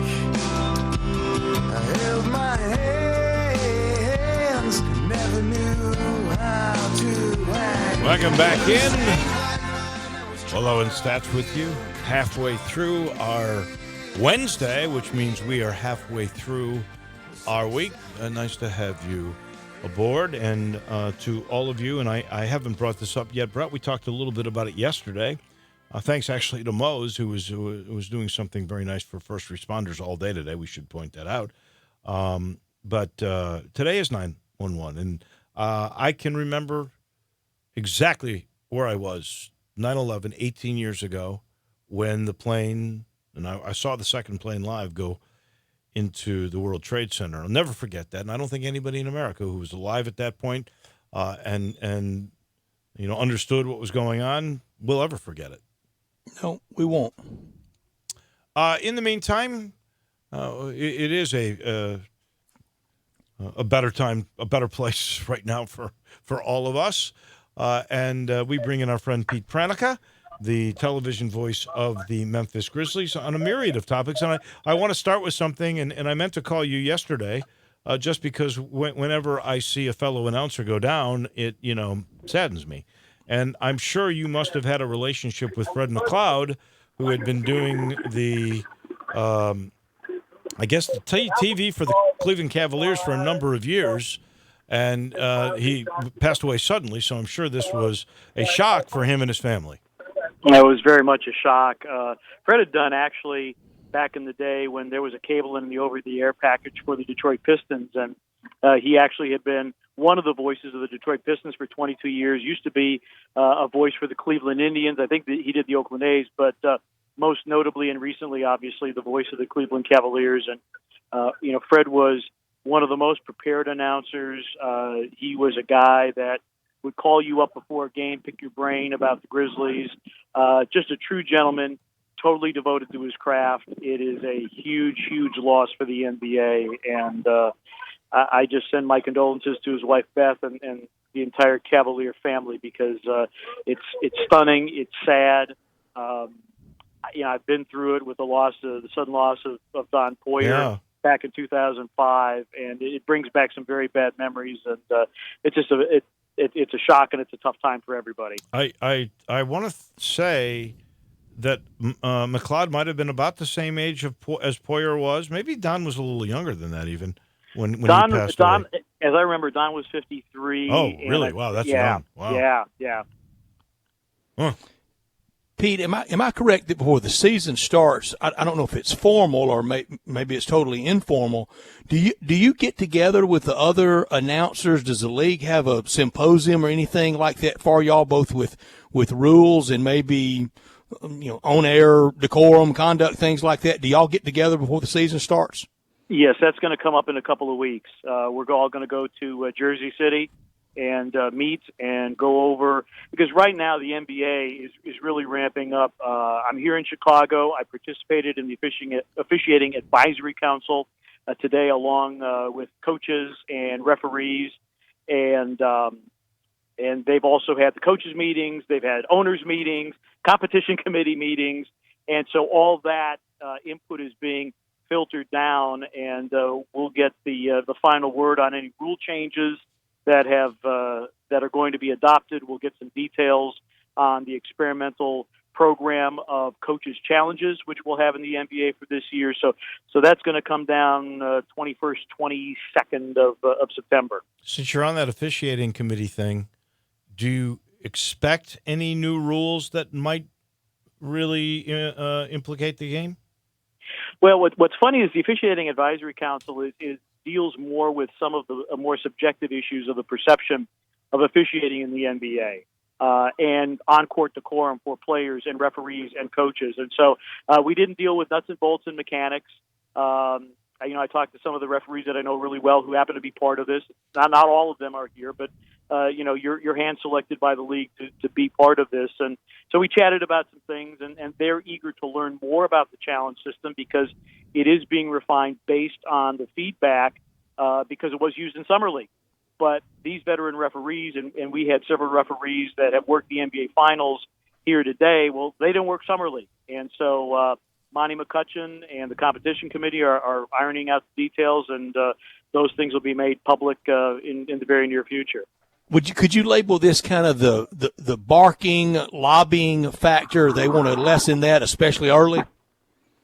Yeah, and really the officiating advisory council came to be. Byron Spruill, who is president of league operations, was tasked by Adam Silver with, we need to address our officiating in terms of transparency, in terms of quality, in terms of training, and in terms of relationships with players. And so it was at that point, after the second meeting that this group had, Monty McCutcheon at that point was an on-floor official, and he was spectacular to listen to with his insights in the meeting. And shortly thereafter, Byron said, you know what, you need to be in the league office, and you need to be running the referee training and development program, and so that's really how it all started, because we did have that one season where there was a lot of chirping and players and referees. It was getting rather contentious, and the league was trying to be as proactive as possible, and they're continuing to do it even though things have gotten better. We're always looking for ways to make the relationships among coaches, referees, and players better. And the reason broadcasters are involved in this is because ultimately we communicate this to the fans. Were you stunned today when you woke up early and watched the United States fall at the hands of Rudy Gobert and France in the quarterfinals of the World Cup? A little surprise target on their backs. And Rudy Gobert was out to prove something. He always plays with a chip on his shoulder. Evan Fournier, and I said this to Zach Zarba, who's here in Chicago, one of our great referees. Evan Fournier is one of the best players that nobody in our league talks about. He's really, really good, and he's been a Grizz killer for a number of years, particularly since he joined the Orlando Magic. So, a little surprised, a little disappointed, but like I said, this is not a Team USA dream team by any stretch. No, and Pete, this weekend in Memphis, another Southern Heritage Classic, and it's fitting, Tigers versus Tigers, so Tiger Lane will be fun. Last year, I think you were part of the announced team that never got to call a play because last year's weather was really, really dangerous, and they could not play. But you've done a lot of those games and been to a lot of those games. The Southern Heritage Classic it's one of the mainstays. It's one of the pillars of the Memphis sports scene. It sure is, and Tennessee State and Jackson State have been rivals. They've played almost every one of the Southern Classic Heritage games, and it's always a fun game. And I've been doing it for like 6 or 7 years, and so you've seen kind of the arcs where Jackson State was the better team, and Tennessee State and Rod Reed have had the better of the matchup recently. And last year was very disappointing that we never got to. We recorded the game open, and after that, the lightning came and the skies opened up, and so we never had a telecast. And we sat around in the broadcast booth and watched other games and watched the lightning from the press box. And, ultimately at 10 o'clock, they decided, okay, we're not playing. And unfortunately, as a result of that, it's been told to me that this year's Southern Heritage Classic will not be televised, which is a real shame because it's a great rivalry game for two great schools, two great student bodies, two great alumni groups. They never made that game up either, did they? They did not. TSU, was feeling that they might end up in the playoffs, and so they did not want to commit to, playing it later in the season. They wanted to keep those dates open, and so they never did get to an agreement where they could play that game. Very unfortunate. Where was that game going to be televised? I know you were taping it, but where would it have been distributed to? Fox Sports South, and typically a number of I had a college friend in Detroit tell me that he was watching it in Detroit. So picked up by Fox, and certainly in the Mid-South region, but other Fox regionals would have the option to pick it up. I can remember years ago, and I can't tell you the dates, but originally that game was broadcast on BET, and I don't know what happened to that deal because Fred Jones had a really good thing going at that for a little bit. Yeah, I'm not privy to the financials. I think last year, with the fact that Fred Jones had to, give so much money back to ticket holders and all that it put him in a real difficult situation in terms of trying to, get a place to air this game, which is very unfortunate since it's an anniversary year. It is, and I mentioned earlier, but we're so happy. Fred just got a street right by the stadium. I believe it is the street running north and south that is just east of Early Maxwell off of Central Boulevard, and it's going to be called Fred Jones Way, I think. Long overdue honor. I mean, he's been a great Memphian, and what he has done with the Southern Heritage Classic has been remarkable, and kudos to him. Pete, last Saturday you were at the Liberty Bowl doing for TV the Tigers and Southern University. I think we all were a little surprised by the first quarter, but then the Tigers settled in. After 2 games, where do you think the Memphis Tigers stand for 2019? I thought we were going to talk about Packers-Bears. Oh, I'm sorry. Did they play yet? Oh, that Pete. It's still a sore subject. I had to throw that in there. You know what? Southern's a really good football team. I mean, I understand, their football championship subdivision, and, the SWAC is not the American. It's not the SEC, but it's a good football team. And we didn't really get a good reading on them because they shot themselves in the foot with 5 fumbles against McNeese State. They're a good football team, and they came out with a really, really good plan. And, in talking with the Memphis staff, they felt, hey, look, let's try to get into these guys' legs. And the script was really flipped in the first half, where it was Southern having the better of the possession and keeping Memphis on the field defensively for long stretches, including a 10-minute drive. I was a little surprised. I really thought it was going to be a competitive game, relatively speaking, when you're talking FBS and FCS. And for the first half, it was. And in the third quarter, I said on a telecast, I said, the Tigers did a Jerry Seinfeld. Wait a minute. And, they made the necessary adjustments, I think mentally as well as physically, and then just dominated the rest of the game. I think if you're going to play a FCS team, you need to pick one that gives you a little competition, that you're going to win, but prepares you for the rest of the season. And that's exactly what Southern did. A lot of their option principles that we saw in that first quarter, where Memphis was stymied a little bit and surprised a little bit, that will prepare them for this week, because South Alabama is going to run a lot of the same stuff, and so will Tulane a little bit later. So the mission was accomplished, and frankly, you called it. They swapped the script at the half. Mike Norvell told Greg Gaston, our sideline reporter, that they had to do a better job at time of possession, and that they would try to go on longer grinding it out kind of series. And that's exactly what they did. I think Southern had the ball 5 minutes of the second half? Yeah, pretty much. I mean, the issue in the game is that Memphis did such a good job of scoring quickly, whether it was the block punt return for the touchdown or so many chunk plays for Brady White in the offense. The other thing, too, is I think that game against Southern will also help a little bit against Navy, in their triple option attack. So, I think it was a very beneficial outing for Memphis. And, the fact that you gave up, 24 points to an FCS team, like I said, Southern's a good football team. As Lou Holtz would always say, they give scholarships over there, too. And just 65 of them, though. Exactly. And that is where the game plan that Mike Norvell and company and Kevin Johns had of let's get into Southern's legs, that happened in the second half. It just, it took 30 minutes for it to really take hold. Peter, you going to Athens next week? No, afraid not. This has been such a crazy fall. Or late summer that no Notre Dame football for me, no Packer football for me this year. Just too many things going on. So I'm going to stick close to home and watch it on TV and see. It'll be a tough matchup. Well, actually, Notre Dame has New Mexico this week, and then they go to Athens.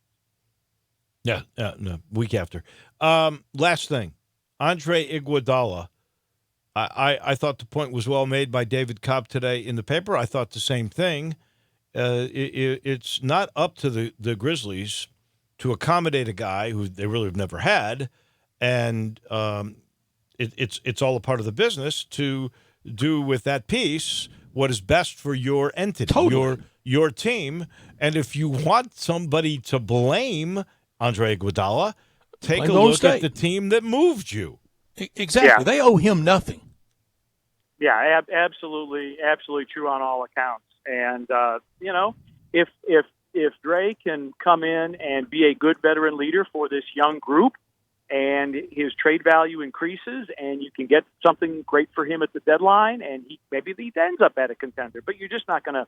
I just don't see the sense of punting on it and saying, "Well, yeah, we got you. We got what we wanted from Golden State in terms of a pick and the Iguodala piece. Okay, whatever." No, I mean you got an asset.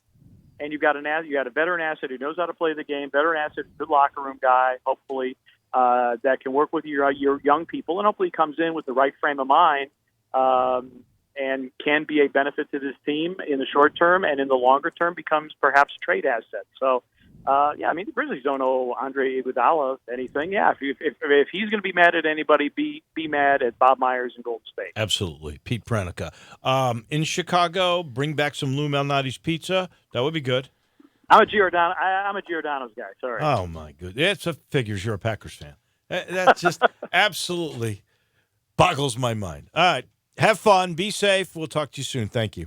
All righty. Thanks for having me. That is Pete Pranica on a myriad of topics. He's brought to you by a place I know he loves, Forget the Packers. Forget Giordano's as compared to Lou Malnati's. We love and unity Miramichi. How can you not? It's the number one public golf course in the state of Tennessee. 3 or 4 years in a row now. They just keep getting all the votes because it's so darn pretty and challenging, but there's 5 different tee boxes and committed to making it a great experience for you. You know, that's the thing I most admire about my friend Fred Edmiston, who owns Miramichi. He continues to try every year to make it better. This year, taking out trees, bringing in new carts, updating, always figuring something out to do that makes the clubhouse better. He is all in. Who used to say that? Was that Calipari or Josh Pastner, where you had to be all in? And Fred Edmiston is all in on making that experience in Woodstock. I mean, all in. And I say Woodstock. I didn't say Millington. You get the drift there, because Woodstock is halfway between Memphis and Millington. It's 27 minutes from my driveway? About 12 or 15 minutes from downtown, depending on where you live. It's not far away. And the back 9, you'll thank me later. It is so peaceful and beautiful. You love golf, you'll love Miramichi. Find out why. It's the number 1 public golf course in the state of Tennessee. Back in just 1 second, we'll put a wrap on this second hour of this Wednesday edition of Wolo and Stats and Sports Time. Take Sports 56 with you on your phone or tablet. Download our official Sports 56 app today. The Vargas family, legendary Memphis restaurateur, starting with Mr. Charlie and continuing today with his grandchildren. Brett, it just dawned on me the other day that while Memphis is celebrating its bicentennial, the Rendezvous has been here well over 1/3 of Memphis's existence. Someone asked me if we remember the day the Rendezvous started, and I tell them no, because if we thought it was going to last this long, we'd have kept much better records. But we're not a place to rest on our laurels or reputation. We're always trying to add new things to make our customers' experience more enjoyable. Friday lunches have always been special because we give away our red beans and rice. But we are now adding a sausage sandwich. It's the same sausage we serve on our cheese and sausage plate, but it will be served lengthwise on the bun with beans and slaw on the side. We've also partnered with a company called Devillet out of Dyersburg to introduce a new sweet glazed mustard with Rendezvous seasoning in it. It will really go great with a sandwich. I still recommend adding slaw. My grandfather had a hot dog stand on Beale Street in 1916, and we've come full circle using his slaw on our hot dogs. Hope to see you this Friday at the Rendezvous. In the Alley in downtown Memphis. Upgrade your commute at Acura of Memphis. Seize the thrill and test drive one of our award-winning models, each packed with cutting-edge technology, luxurious amenities, and a driving experience that's sure to awaken your inner self. Driving shouldn't be a chore, it should be an adventure. Advance your drive today. Shop our aggressive lease and finance options now. Luxury is waiting at Acura of Memphis, or shop online 24/7. Visit AcuraofMemphis.com. Hi, this is Troy Five Ash, owner of Five Ash Roofing. As most of you know, I don't have a history of bragging or boasting that Five Ash Roofing is the best roofer in the Memphis area, but did you know we are the only diamond level roofing professional in the area? We are one of very few local roofing companies that have been in business for 20 years. We've never had a justified claim against us. We are locally owned and family operated. Our labor warranties are for the life of the shingles. We're experts in insurance claim. We do residential and commercial work. We are the official roofer of the University of Memphis Athletic Department and a proud member of the Tigers home team. We support local youth sports and St. Jude's. We have worked with churches and veteran services to help those in need by providing services at a deep discount or even for free. We are currently working with Young Life to give them a free roof on the historic log cabin in Germantown. Five Ash Roofing. Fair, honest, and ethical. 367-0050 or memphisroofer.com. Five Ash Roofing, it's what we do. We're here for you. Once upon a time, there was a sleepy bear in search of a place to nap. Like the inside of a car. A coupe? Too small. An SUV? Too big. A station wagon? Just right. But as his eyelids began to get heavy, covered it. September 30th, 2013. Talk to farmers. We know a thing or two because we've seen a thing or two. Call Chad Gatlin at 901-235-1176 or get a fast quote at memphisfarmers.com. We are farmers. Bum, bum, bum, bum, bum, bum. Underwritten by Farmers Truck Fire Insurance Exchanges and Affiliates. Products not available in every state. Hi, folks. Good news for bargain hunters and bandits from the Chevy Sheriff in Collierville. Sunrise Chevy has over 500 Chevys and used cars in stock just in time for the Sunrise Low Price Rodeo. Factory rebates up to $5,000, Sunrise discounts high as $8,000, and don't forget, Sunrise specializes in secondary financing. Need a good body shop? Bring it to Sunrise. We work on all makes and models. Remember, you can bring your Chevy to Sunrise for service no matter where you bought. Buy American and buy from Sunrise. There's always a sale at the Sunrise Chevy Ranch. Find new roads to 385 in Houston, Levy, and Collierville. Chevys cost less at Sunrise, partner. Now, more of Sports Time with Wolo and Stats. This hour of Sports Time is brought to you by Homer Skelton Hyundai. Here once again are Dave Woloshin and Brad Norsworthy. TJ Reeves will join us at the top of the next hour to talk Buccaneers and Panthers tomorrow night, Thursday night football. He's in Charlotte. 67129 First Bank text line, 360-8255 First Bank phone line. And 4 great locations for First Bank in Memphis. 1 in Germantown, 1 on Poplar near International Paper, and 2 on Highway 64, 1 in Oakland and 1 in Bartlett. Experienced Memphis bankers that you know and that you trust, and they all have deep Memphis roots and banking and business experience and expertise. All their careers very reflective of knowing on both sides of the lending experience. Both sides. They've been there needing to borrow the money, and they've been there lending the money. Visit firstbankonline.com. That's firstbankonline.com. First Bank knows what you need. Reliable, trustworthy Memphis bankers that give you a direct answer. They make the decisions about you, for you, right here in Memphis, not in Birmingham, not in Nashville, not in Atlanta, not in Knoxville, but right here at home in Memphis. A direct answer from that First Bank banker you're dealing with. Visit firstbankonline.com and build your success story with First Bank. That's firstbankonline.com, 360-8255 and 67129, the First Bank phone and text lines.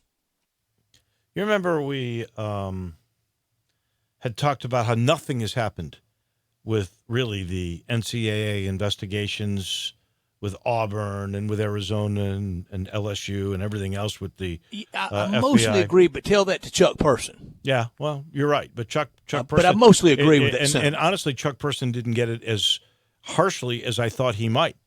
But he didn't, and I hope on some appellate process, some redo. But boy, where do you go and get your good name back? Well, but that's true, and you know it wouldn't be. I don't think in the NCAA. Now that's not to say Chuck couldn't find his way with a buddy at some point in the NBA, and I think he's a good coach. Everybody I've talked to says he is. But maybe it isn't all over, because today another story just came out. Former Arizona assistant coach Emmanuel Book Richardson told undercover FBI agents he paid $40,000 to a high school coach to ensure that former guard Raul Alkins was academically eligible to play for the Wildcats. Apparently he paid him $40,000 to put on his transcript that he paid that he took this class. And Arizona, something with them, just when you think there's no more there, it dies down, it's just about tamped out, then up pops another Arizona link story. Yeah. And Sean Miller's going to make it through this day. I thought for sure he would not. I really did. But I didn't think he'd make it to the NCAA tournament of 2018. Well, if they had him on tape like they said he did, I don't know how he's where he is. I really don't. Yeah. You know, it makes you think, because I never heard the tape. But pretty unscathed, I guess. But, again, tell Chuck Person that. He very scathed. Yeah.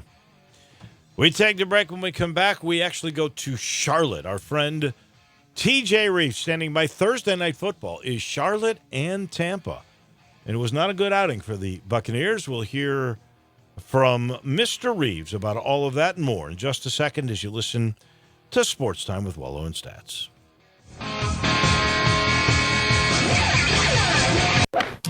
Eli Savoy here for my friends over at the Edwin Watts Golf Shops. Here to let you know it's time to tee it up at Edwin Watts Golf Shops with the new arrivals from TaylorMade. Introducing the new P790 irons and the new milled grind 2 wedges.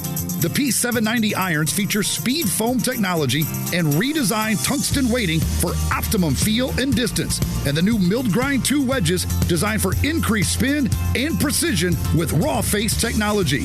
Let them help you find the right set and get your free custom fitting today. Just a few of the exciting new fall releases you will find now at the Edwin Watts Golf Shops, home of the 90-day, 100% satisfaction guarantee. Visit Edwin Watts Golf Shop and check out new P790 irons and the new milled grind 2 wedges. The Edwin Watts Golf Shop on the corner of Poplar and Perkins Extended. We'll see you there. Edwin Watts Golf Shops, serving golfers since 1968. In today's evolving workplace, XMC understands the process of getting office work done has moved from the desktop to your pocket.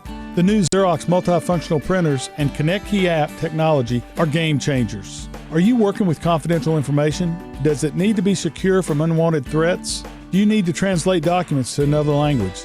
Xerox's App Gallery provides solutions like secure printing and easy translator technology.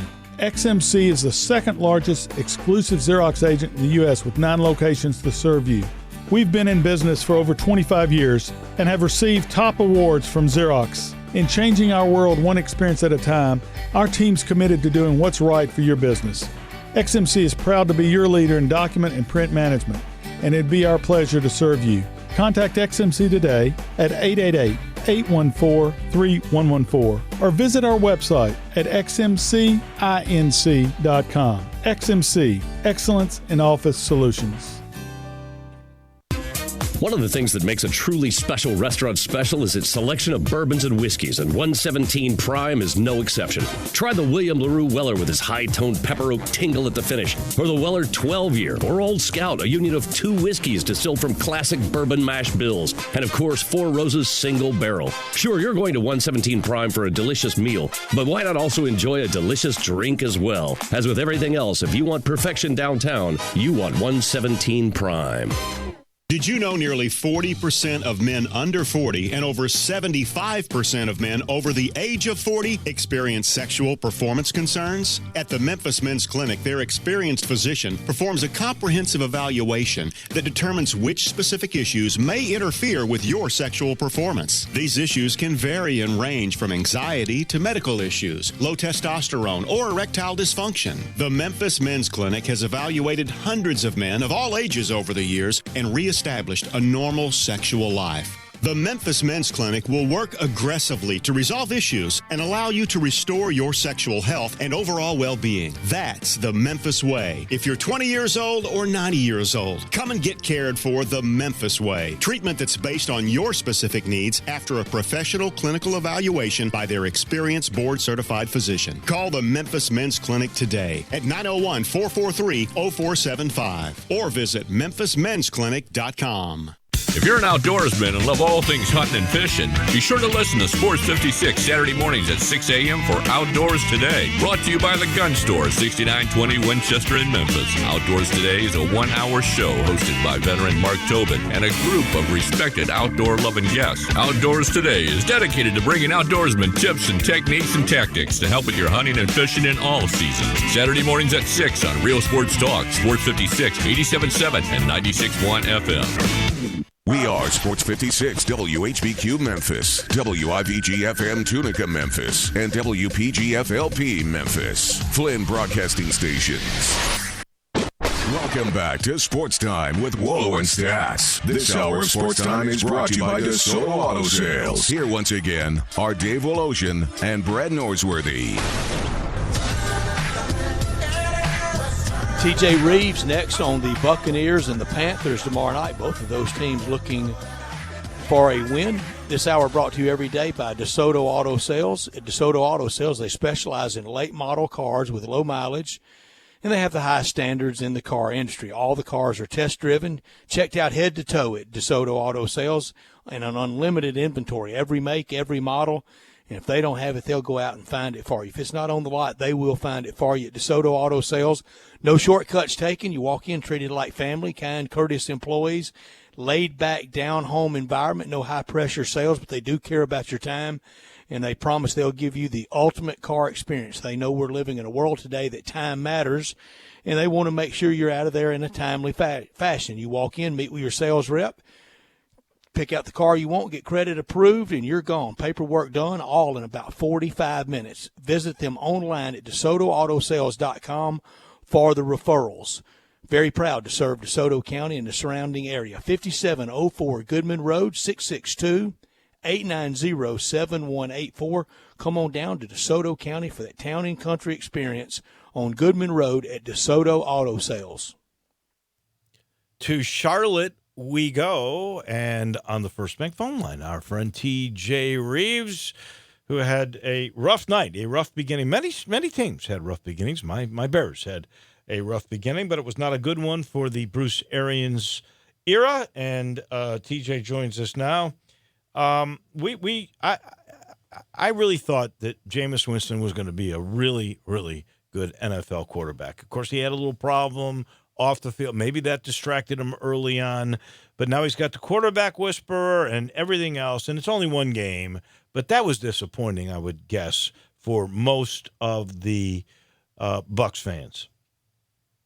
There's no doubt. Good to be with you. What are you trying to cheer me up after I've gotten to Charlotte here? We're trying to put that game with San Francisco behind us.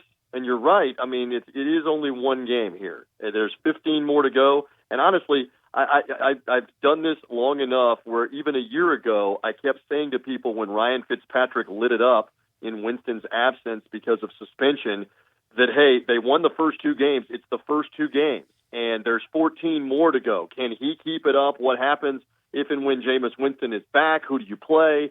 So it is a long season. So, yes, you would have wanted to win, but even if they won, you got 15 more to go. And so now that's quickly this week, 4 days later here, as they're getting ready to play against the Carolina Panthers here in Charlotte tomorrow night, a division rival they're very familiar with. And look, Jameis knows, guys, that the scrutiny is already on with the interceptions last week. He has got to take better care of the football, or the pressure is going to mount and the criticism is going to mount. So let's see how he responds tomorrow night. There were so many great quarterback performances over this past weekend. Lamar Jackson might have been the best, but you got Drew Brees and Deshaun Watson in the same game. There are so many good quarterbacks that start in the NFL now. It is not the shortage commodity that it may have been a couple of years ago. Now, after first string, I think you got an issue. But, man, if I were the commissioner of the league, I'd be going, we're pretty solid at that position. Well, yeah, and what a performance by Lamar Jackson against the Dolphins, and holy train wreck, Batman, the Miami Dolphins in that situation. But, Lamar Jackson to the positive. All the doubts about whether he could play quarterback in the NFL, and look, it's one game. Again, same thing. But you look at the sample size last year. They won 6 of the 7 games a year ago. They went 6-1 a year ago. Now, a lot of that was him running the ball. In this case, he's improved in staying in the pocket and throwing it some, and that makes him even more dangerous. And then you saw Deshaun Watson as the dual threat on Monday night. I'm just concerned for him that he takes a lot of hits, and that hit on the touchdown run that Deshaun Watson made on the leaping touchdown run into the end zone in the first half. Those are career shorteners when you're doing that. So he's an explosive player. But, you're right. Quarterback play is critical. It's paramount. And you got 2 quarterbacks in this game tomorrow night that have question marks because Cam Newton's off the shoulder injury, and he didn't play great last week either. And there's lots of questions as we get to Charlotte about what he's going to look like tomorrow night against the Bucs. Are you more worried about shoulder for Cam Newton or foot going forward? And he's another one like Deshaun Watson and Andrew Luck. They don't want this to happen to Deshaun Watson. Luck and Cam just took too many hits when they were young. Well, it's a great point because he ran more earlier in his career. Obviously, the year at Auburn, you saw him run around some. He was running more in his career at the beginning of his career in Carolina, but he's physically not able to tuck it and go 10, 12, 15 times anymore and take the pounding. So let's see. It does add up. I mean, obviously, they are going to be a wounded, hungry team at 0-1 after losing to the Rams last week. Christian McCaffrey's going to be a handful. catching the ball out of the backfield, the Bucs better be ready, because the ball's going to be in his hands 20 times, maybe 25 or more times, running it and catching it. You better be ready to tackle number 22 in Carolina dark blue for tomorrow evening. So let's see how this one plays out. Two NFC South rivals that know each other real well, guys, and somebody needs a victory. Your old buddy John Gruden sure looked happy the other night. I stayed up late to watch him. Seriously, this was the first time since he made the move out of the broadcast booth to become a coach that he actually looked happy to be a coach. And I thought the PR move to go to greet all those fans in the end zone after that game was brilliant. Well, right. I mean, and he gets it, and he understands they had a very bad season last year by his standards, and they need to deliver it. So last year in Oakland, it's bizarre. They're going to play the Kansas City Chiefs this week, and they've played the Chiefs for 50 years in Oakland, and this is the last time they're going to play them in the Oakland Alameda County Coliseum, the old Howard Cosell line that he would always call it back on Monday Night Football back in the 70s. So, the Raiders are an interesting situation because they rid themselves of the Antonio Brown stuff, and maybe it is addition by subtraction for them. Now, they do have another significant injury. They lost John Abram, their rookie safety that they're counting on, first-round pick. He's done for the year. So can the Raiders hang in long-term? I don't know. Can they hang with Kansas City this week? I don't know. But that was fun to watch Monday night because they put it on the Broncos, and you're right. Gruden was smiling, and the Raiders at least for one night with the Raiders again on Monday Night Football. Since you just brought up Antonio Brown, it's a bizarre story today where a young lady from Memphis, Ridgeway High School, Shelby County woman, her name is Brittany Taylor, who actually is someone that one of our producers, Austin Eldridge, who does a lot of talent work as well, knows, and he's going to be on with us at 5:30 after you to get us a little more insight into Brittany Taylor. But I said the other week when Brown left Oakland, when all this stuff was going on, the guy that was the happiest of all was Mike Tomlin in Pittsburgh, because they just said we've had enough. We'll give you him. We don't want any more problems. And then all this stuff came to light. Now it's New England's problem, and I don't know what they will do about playing him on Sunday. Yeah, it's a great question. And we're sitting here living in the moment on Wednesday, and the answer may be different on Thursday, and the league may step in. I don't have it on any authority, but the league sometimes has stepped in these situations and said, okay, the player is on what's called the commissioner's exempt list, where you're essentially suspended with pay without being suspended. You're not able to play while they investigate. And look, these are serious allegations. This is not a fender bender. This is not some situation where you get into an argument at a nightclub or something. These are serious allegations that have to be looked into, and we've not heard the last of this even this week, much less long term. So, the one thing that you come back to on this, he's no longer in Pittsburgh, he's no longer in Oakland, and there's more trouble again. What's the common denominator? And we see this in various instances in professional sports where trouble is with the guy wherever he is. Sooner or later, you begin to understand it's him. The drama, the problems, the not getting along with your teammates, it's him. He's the common denominator right now in all of this, where he's now gone from Pittsburgh, gone from Oakland, and maybe on the suspended list, guys. TJ, how does the commissioner's office handle with the environment we're in, rightly so, very sensitive and aware to these issues in the Me Too movement and people giving everybody their proper due? How do they handle it, though, with the Players Association? If they wouldn't let him play, the Players Association would be on fire. Well, but they've done this before with Adrian Peterson back in 2014, and that was a criminal charge situation where he was charged with child abuse, and they were investigating. And they've done it a couple of other times since then, briefly, while they're looking into allegations. And so that's their out under the player conduct policy that, hey, the player is still being paid. It's called the commissioner's exempt list, but you're not going to be playing right now while we figure this out. And again, you're right. Antonio Brown is entitled to say, I didn't do this. and there needs to be investigation, and I'm proclaiming my innocence. So let's see. Again, we're midweek, and it's already a distraction. Speaking of distractions, it's already a distraction for New England. Now, granted, they're playing the Dolphins, and that line, I've already done a couple of other shows and podcasts. That line is now at 19.5, by the way. It was 17 when I looked this morning. Yeah, well, it was 19.5 earlier this morning in a couple of places, in Las Vegas and offshore, whatever. It may be 20 or 21, whether Antonio Brown plays or not. And I don't know that the Patriots really need Antonio Brown to win that game, but it's just one of the backdrops right now for what's unfolding here with TJ, with the Patriots. Hard to believe an NFL line week 2 that big. Maybe week 15, 16, and lineups getting different, getting goofy. But that looks like a Oklahoma playing Bowling Green line. You got that right. Well, and the research that I was able to do, and I credit my friends at VegasInsider.com for helping me with this, is the last time a road team was a 19 or better point favorite was the New England Patriots in that 2007 unbeaten season, the Spygate season where they were beating the crap out of everybody and they had Randy Moss. They were 19-point favorites at Baltimore, and Baltimore came very close to beating them on Monday Night Football late in the year, like you're talking about. It was late in the year, and Baltimore only lost to them by 3 and had chances to win the game. So very interesting, especially on the road. It's not at New England to be that much of a favorite, but that's a testament to how bad and how disorganized Miami looked last week. I want to go back for a second to the league's actions in the Peterson case.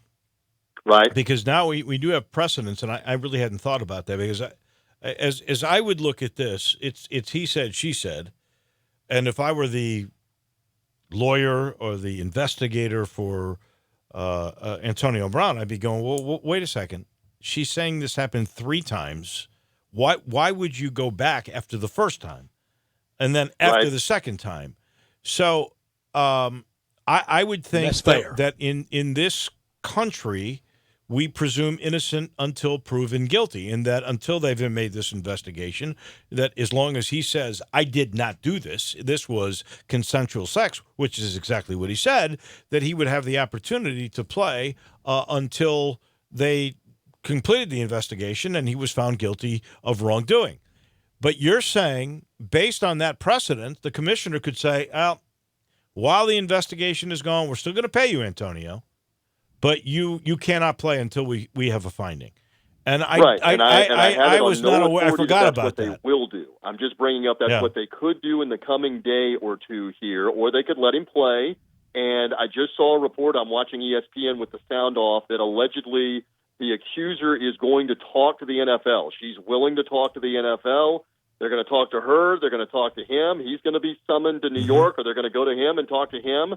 And then they may have more clarity on what's going on. And I guess the DA's office is also investigating this as well in a couple of jurisdictions, because she claims these 2 things happened in 2 different places over the course of 3 years. So, again, it's a complicated mess, and it's in the middle of New England now trying to bring him in, and you know they had him there at their facility today, and these are the questions they're having to answer. He practiced right away. Today. They absolutely let him practice. So it is one wild. of the things, I'm not making light of it, but sports is the ultimate reality show. So you bring him in, and Tom Brady has already offered for him to be staying at the Brady's house.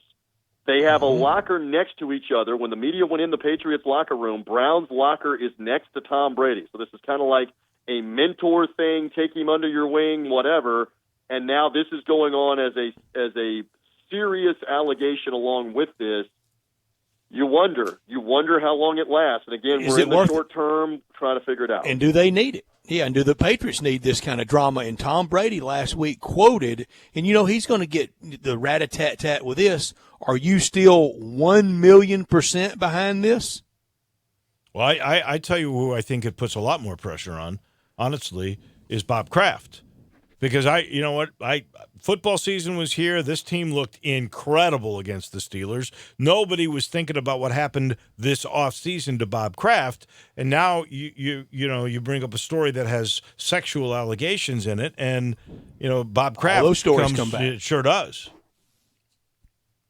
Yes, and you're right. And so now, how do you handle it from that standpoint? And that is again up to them and up to the league. If I had to guess here in this situation, he will go on the commissioner's exempt list at some point. Maybe not this week, or maybe next week, and maybe they're meeting right now.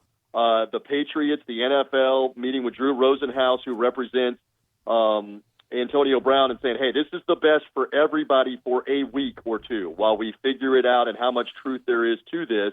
It is a game for this week, and if we can clear up a lot of it and say to the public, hey, he's entitled to his day and to answer the charges, et cetera, and he's now clear to play next week, then maybe that's what they do. I don't know. Again, we're just speculating. Yeah. It's part of what we TJ, do on the radio, trying to figure it out in the moment. Who would you have voted for PGA Tour Player of the Year, Rory McIlroy or Brooks Koepka? Great question, and they just announced that, I guess, earlier today while we were flying on the plane, that he is the Player of the Year. McIlroy, Koepka won the major, but again, McIlroy won the Players Championship and won the FedEx Cup. I see the argument really for both of them, and obviously Brooks won the head-to-head there in Memphis at the St. Well, Jude. but then McIlroy got him head-to-head at the FedEx Cup.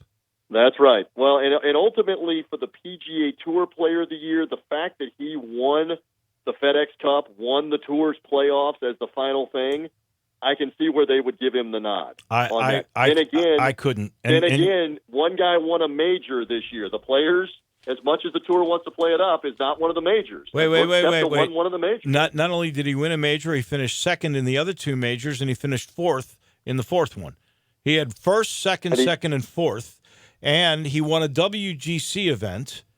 And actually by points by the PGA of America, he was named Player of the Year. This is a vote. So that I didn't realize until just now. It's actually, I should have, because it's happened 3 times now. Nick Faldo was also the recipient of the vote, a popular vote by everybody who plays on the PGA Tour. I think you have to be top 125, and they vote. And they voted him in. I don't see, and don't get me wrong, McIlroy did have a very fine season, and he won the last event, and he won $15 million from that, and he beat Koepka head up. But in the WGC event 3 weeks earlier, he got swamped by Koepka. Yep. And Koepka, don't we really measure this by majors? He killed him in the majors. I don't see how they vote him in. I really don't. And I believe McIlroy did miss the cut at the Open, at the British Open, and I think he missed the cut at one of the other majors too, while Koepka was having that kind of success. So it's great for debate. It's great for golf. Maybe we're biased. I would have given it to Brooks Koepka, but I understand. Again, the players are different, and the players know, and so there you go. The players went with Rory. Crazy. Would you have done that? I would have given it to Koepka. Yeah, okay. But again, maybe we're biased. On the basis of the majors, like we're talking about. All of us are in agreement, Don. I would have rather had Koepka's year. I would have, for sure. The man's won 4 major championships in the last. Look, he's won 4 majors in the last 2 years or so, 2.5 years, and McIlroy has won a $10 million FedEx Cup and a $15 million FedEx Cup. I don't think we were feeling sorry for either one of them on Player of the Year vote. Can we agree on that? Yeah, I think we can agree on that. I think we can agree on this. Charlie Strong has got to be spinning. Is he in trouble already at South Florida? Yeah, we've talked about this, and the answer is lukewarm yes. I Really? think it's one of those where after the blowout to Wisconsin, they looked better against Georgia Tech. And again, Georgia Tech's got a first-year coaching staff, revamping How everything. good is Georgia Tech, really? Come on.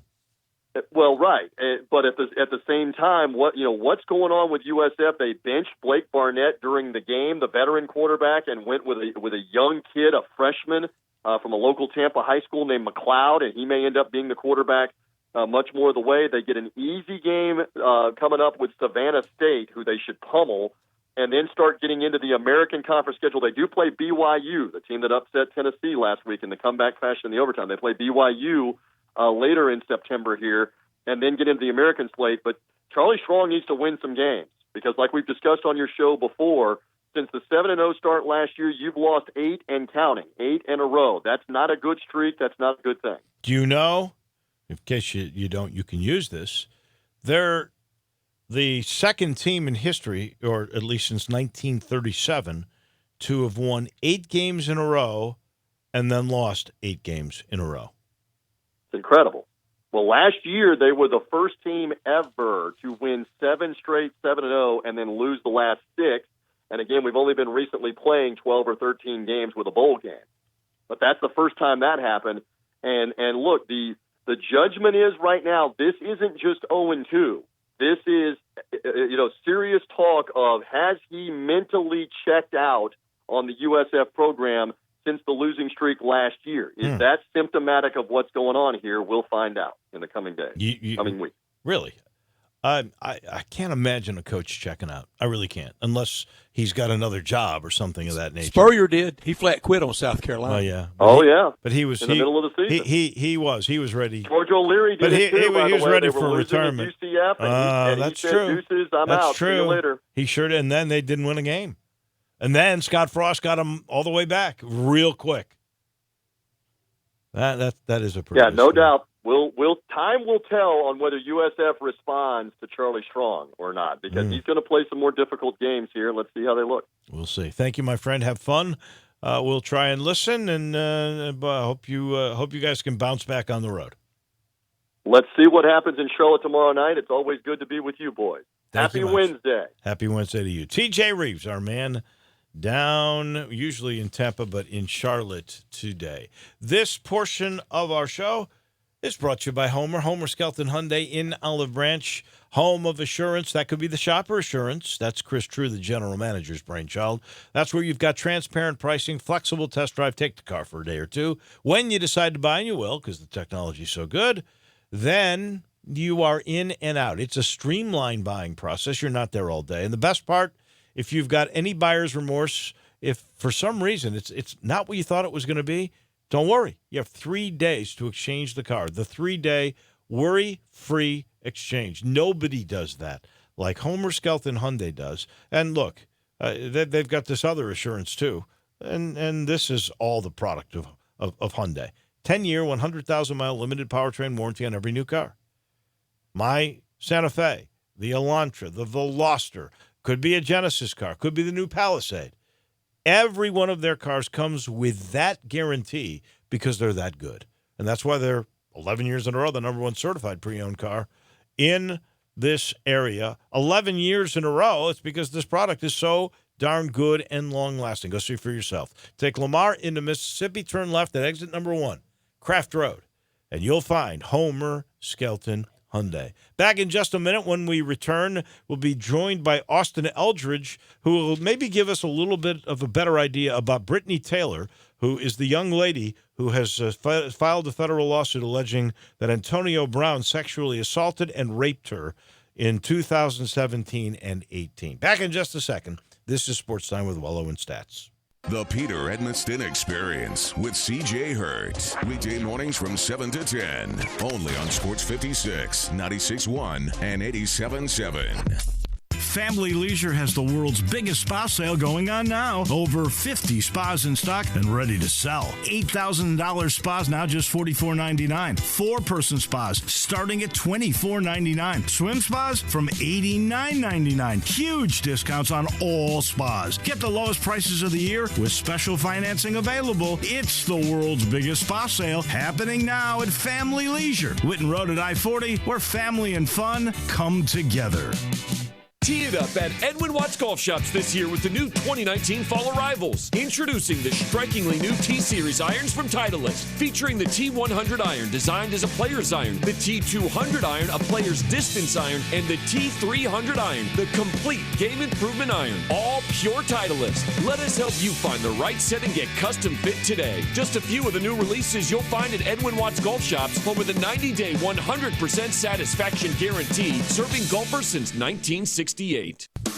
Sundays and Mondays are special at the Butcher Shop, celebrating over 35 years of serving the Mid-South by giving a big thank you to you, their loyal customers. You can come in, relax, watch your favorite games, and enjoy hand-cut steaks along with a premium bar. Sunday and Monday nights from 5 until 8:30, you can get select entrees for $25. That includes a salad, baked potato, and bread, and you don't have to pick one, you get all three. Some of those entrees are 10-ounce New York strip steak, slow roasted prime rib, Atlantic salmon with dill sauce, marinated grilled chicken breast, grilled boneless pork chops, and crab stuffed shrimp. Plus, all appetizers and desserts are 20% off. Don't forget, Hamburger Friday every Friday from 11 to 2. It's the best. The Butcher Shop, always a Memphis tradition. Call 901-757-4244, 901-757-4244 for more information, or just stop in at 107 South Germantown Parkway in Cordova.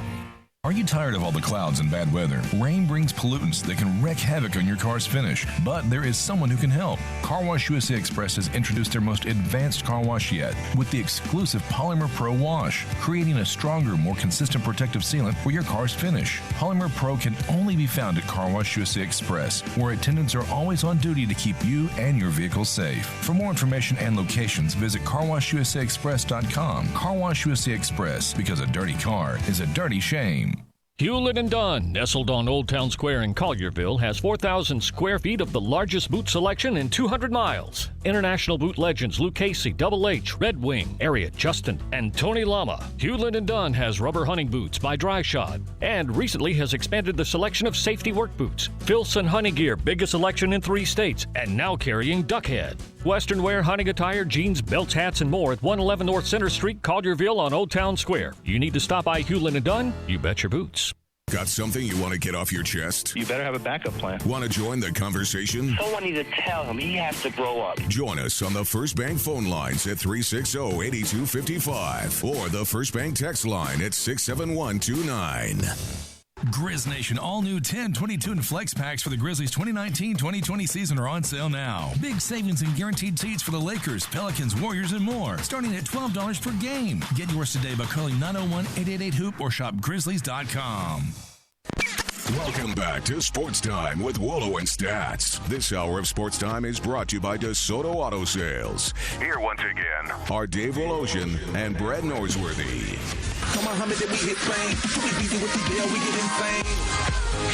Welcome back in. Wolo and Stats with you on a day with a lot of stuff that's sort of breaking and interesting. T. Boone Pickens, the billionaire oil tycoon who had given so much money over the years, over $300 million, $65 million in 2006 in one gift to Oklahoma State, has passed away at the age of 91. We just talked a little bit about this with T.J. Reeves. Rory McIlroy upsets Brooke Koepka in the player vote for the player of the year. By the way, Sung Jae Im was the rookie of the year. He was the only rookie that got all the way to the playoffs. So I can understand that. And then this stunning news that USA loses to France, and they are out of the World Cup. Really were handled the whole game. France was in control from the tip. Yeah. I would say this, though. End of third quarter, early fourth quarter, the U.S. had built a 7-point lead in that game. They had a lead, and I thought they were, reading the story, gives you the sense they were about to take over and win the game. I never felt it watching it. It must not have been. Rudy Gobert was good. And then the final story that has this country talking right now is Brittany Taylor, who is a Memphian, 28-year-old woman who went to Ridgeway High School, met Antonio Brown at Central Michigan. She was a gymnast. He, of course, a football player. They were paired as partners in a Bible class. And now she has sued him, as we mentioned earlier, for alleged sexual assault in 2017 and rape in 2018. Austin Eldridge knows this woman. And so, Austin, thank you for joining us. I know you're usually more in the mornings, but we appreciate you being in the afternoon and maybe filling in some stuff for us, shedding some light on who this woman is. I know in 2016 she was trying to open a gymnast center in Memphis, and that's her sport. And now she's getting married, we understand. But how do you know her, and what kind of person do you perceive her to be? Well, first of all, good afternoon, guys. I apologize for being a couple of minutes late. I was actually on the phone with another source close to her, getting a little bit more information. But I will say that I know Brittany. Actually, I've known her for quite a while. My wife, actually, her younger sister is a gymnast, and Brittany is her teacher, and she is her gymnastics instructor. So I've known Brittany for quite some time through that. She is a very upstanding, very, very good young lady, and never known any reason to think that she would ever falsely accuse anyone of something, especially as heinous as this. And so she is a gymnastics instructor. The gym thing that she was trying to do did fall through a couple of years ago. There were definitely some issues there with her and Antonio Brown that we knew about back then, that nothing had come out as far as this was concerned, at least not to anyone that wasn't very, very close to her immediate family, her fiance, people of that nature. But as far as Brittany is concerned, I am 100% sure, in my personal opinion, that she would never say anything like this that was false, that had no ability to be proven as her telling the truth. That's not the kind of person that she is. She is a woman of faith. She is very involved in her church. She takes very good care of the young ladies that she does teach in gymnastics. And having spoken to her this morning, actually myself, that was one of the biggest reasons that she did decide to come forward, is because she wanted to show that those girls that look up to her that it is okay to protect yourself and to come forward and talk about something like this if it does happen to them. And she doesn't want them to be afraid to come forward on their own. So that was one of the big things about that. It's been a very difficult time for her, along those lines, and I don't know if you asked her this, I'm sure the NFL will. And there's a couple things that come to my mind, but the first one is the timing. This happened in 2017 and 18. Why now? Yeah, and that's one thing I'm still working on. I haven't talked to her in great length about that yet. Obviously, it's been a very difficult week, and with her getting married, obviously this weekend, that just adds another pressure point for it. As you both know, however, it's anyone that's gone through this, and I've never gone through this, thankfully, and I can't imagine how difficult it is, but coming forward with something like this is obviously very difficult. The shame, the embarrassment, things like that you feel. And then on top of that, the nature of who it is. Antonio Brown, of course, being extremely high profile, very well-known athlete.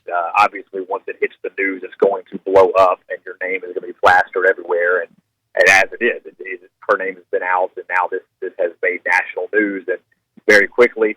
So I'm sure that was part of it, maybe a little bit of fear and shame and embarrassment. I am trying to get a little bit more information from her on that as far as the timing is concerned. But I do know that as far as taking a little while, I can understand that to a point, in the sense of probably just the shame, the embarrassment, the fear, and the high profile of Antonio Brown. And Austin, does she know what is she prepared for what's coming at her? Does she know from both sides, from the side that believes her and wants to see justice prevail, to the side that won't believe her, that will have invective and name calling and not such flattering treatment of her? Is she prepared for this? Yeah, from what I got from her this morning, and I made sure that she knew. I told her, right off the bat, I said, I'm letting you know that it's already all over the media, and you probably already know that. And she said yes, and she understands, and that is going to be hard. She said it's already been a hard couple of days. She has seen some of the social media and the news and the people that are just accusing her of being a money grabber and all of those things that go along with something like this. So she's seen it. She knows it's coming. Now, I don't know if anything can really prepare her for it until it actually does hit like it has. But for her, I know that she does know it's coming. And whether or not that'll make it any easier on her, I don't know. But for the people that support her, she has been very appreciative of those people, and it has helped her a lot in that regard. Well, sure. I would guess the other question that would be the simplest thing to ask would be, if this occurred for the first time in 2017, and you are citing, and you are very specific in your citation of 3 separate events. Right. The first thing you would ask, and I think I would ask this of anybody just for my own concern about them, is why after the first time would you stay in a relationship with this person? Yeah, and that is the question of the day. I've gotten that question a few times myself, and I really don't know the answer to that question yet. Again, I haven't really gone into deep detail with her as of yet. It is kind of a busy week for her. My guess to that, as far as if I was just going to speculate, would be obviously she's known him for quite some time. He at least gave the perception that he was going to be a good friend and a good, basically like a brother is how she described it to her. However, so obviously when the first occurrence happened, I think she was probably willing to give him the benefit of the doubt after the first one. Now, after twice, obviously you might be a little bit more concerned as to why she would go back, and that is a question that I think only she can answer. I do know that she is expected to speak with the NFL next week, and probably a few more people are going to get interviews with her, and hopefully she'll be able to answer that question better herself. If I get that information, I'll certainly pass it along, but as of now, I can only answer this based on speculation. Austin, is she getting married in Memphis? As far as I know, it is local. I know it is this weekend, and she is here locally right now, to my knowledge. So as far as I know, it is local. I don't know exactly where, but I do know that it will be local. Austin, do you know the last time, did she tell you the last time she had any either verbal or any other contact with Antonio Brown, or have they ceased communications? When was the last time she may have talked to him? Yeah, the information that I have is that they have ceased communication, and that it has been quite some time. Now, whether or not they have talked since this has come out, that I don't know. I don't know if either one of them would say that. I haven't heard anything like that from Antonio's side either, as far as if he's been in contact with her. But the information that I have is that they have not been communicating. When you talked to her today, how was she holding up? Her exact words to me were, "I've been better." She was crying a little bit. She was in tears. She was struggling to hold it together a little bit, and basically was just telling me that it's the hardest thing she's ever been through. She did, as well as you could expect, I guess, to try to discuss it, and did the best that she could. But certainly having a difficult time right now holding up with all the intense scrutiny that is coming her way. Austin Eldridge, who has a relationship with Brittany Taylor, and she's the young lady that has accused Antonio Brown of sexual assault and rape. Austin, we appreciate it. And if you do learn anything, let us know, or I'm sure you'll share it in the morning show with Peter and CJ. Absolutely, guys. Thanks for having me on. I appreciate you. Thank you, Austin Eldridge. And the story first came out, no one knew this young lady was from here, and then she was known as she was, at least in the national story already, Shelby County woman. And it turns out she was a Memphian from Ridgeway High School, and now we know she's getting married, and it's here, and it's this weekend. So obviously a national story that just basically came out of nowhere. And now the onus is either on Bob Kraft and Bill Belichick or on Roger Goodell of what you do. What is the right thing for the perception of the league, for the Patriots, and what is the proper thing in terms also, I think, of justice, American justice. Do you play him? That's what we want. Or not play him? And for the young lady, she's got a lot opposed to her. She better be braced for this. I know. I think you got to answer a lot of questions. That's, to me, and the first thing would be why now, and the second would be why would you continue a relationship with a guy who'd already done what you say he did? If those are answered to and she's got proof, and if you've read the charges, they're pretty graphic. I mean, she tells you exactly what happened. If he's found guilty, then obviously he's got problems. He's got more problems than not playing, because he'll be in jail. And it is a dilemma for this league. I don't know what they do because a man, last I looked, a guy is presumed, or a person is presumed innocent until proven guilty, and we don't know. He may not ever play again. Well, there's going to be a decision that'll be rendered. I don't know how long it takes. There'll be an investigation. I don't know how long that takes. And if they do, as TJ reminded us, what they did in the Adrian Peterson case was they paid him until they figured it all out, and he couldn't play. And that could be easily the case with Antonio Brown this coming weekend. We'll have to wait and see. In the meantime, I'll let you know this portion of the show is brought to you by James Davis. It's hot outside, but you know what? James Davis has a bunch of stuff on fire to match the fall heat. It's called new deliveries, like the selection of 5 pocket pants in every fabric and fit. It's out of control. They got denim cotton.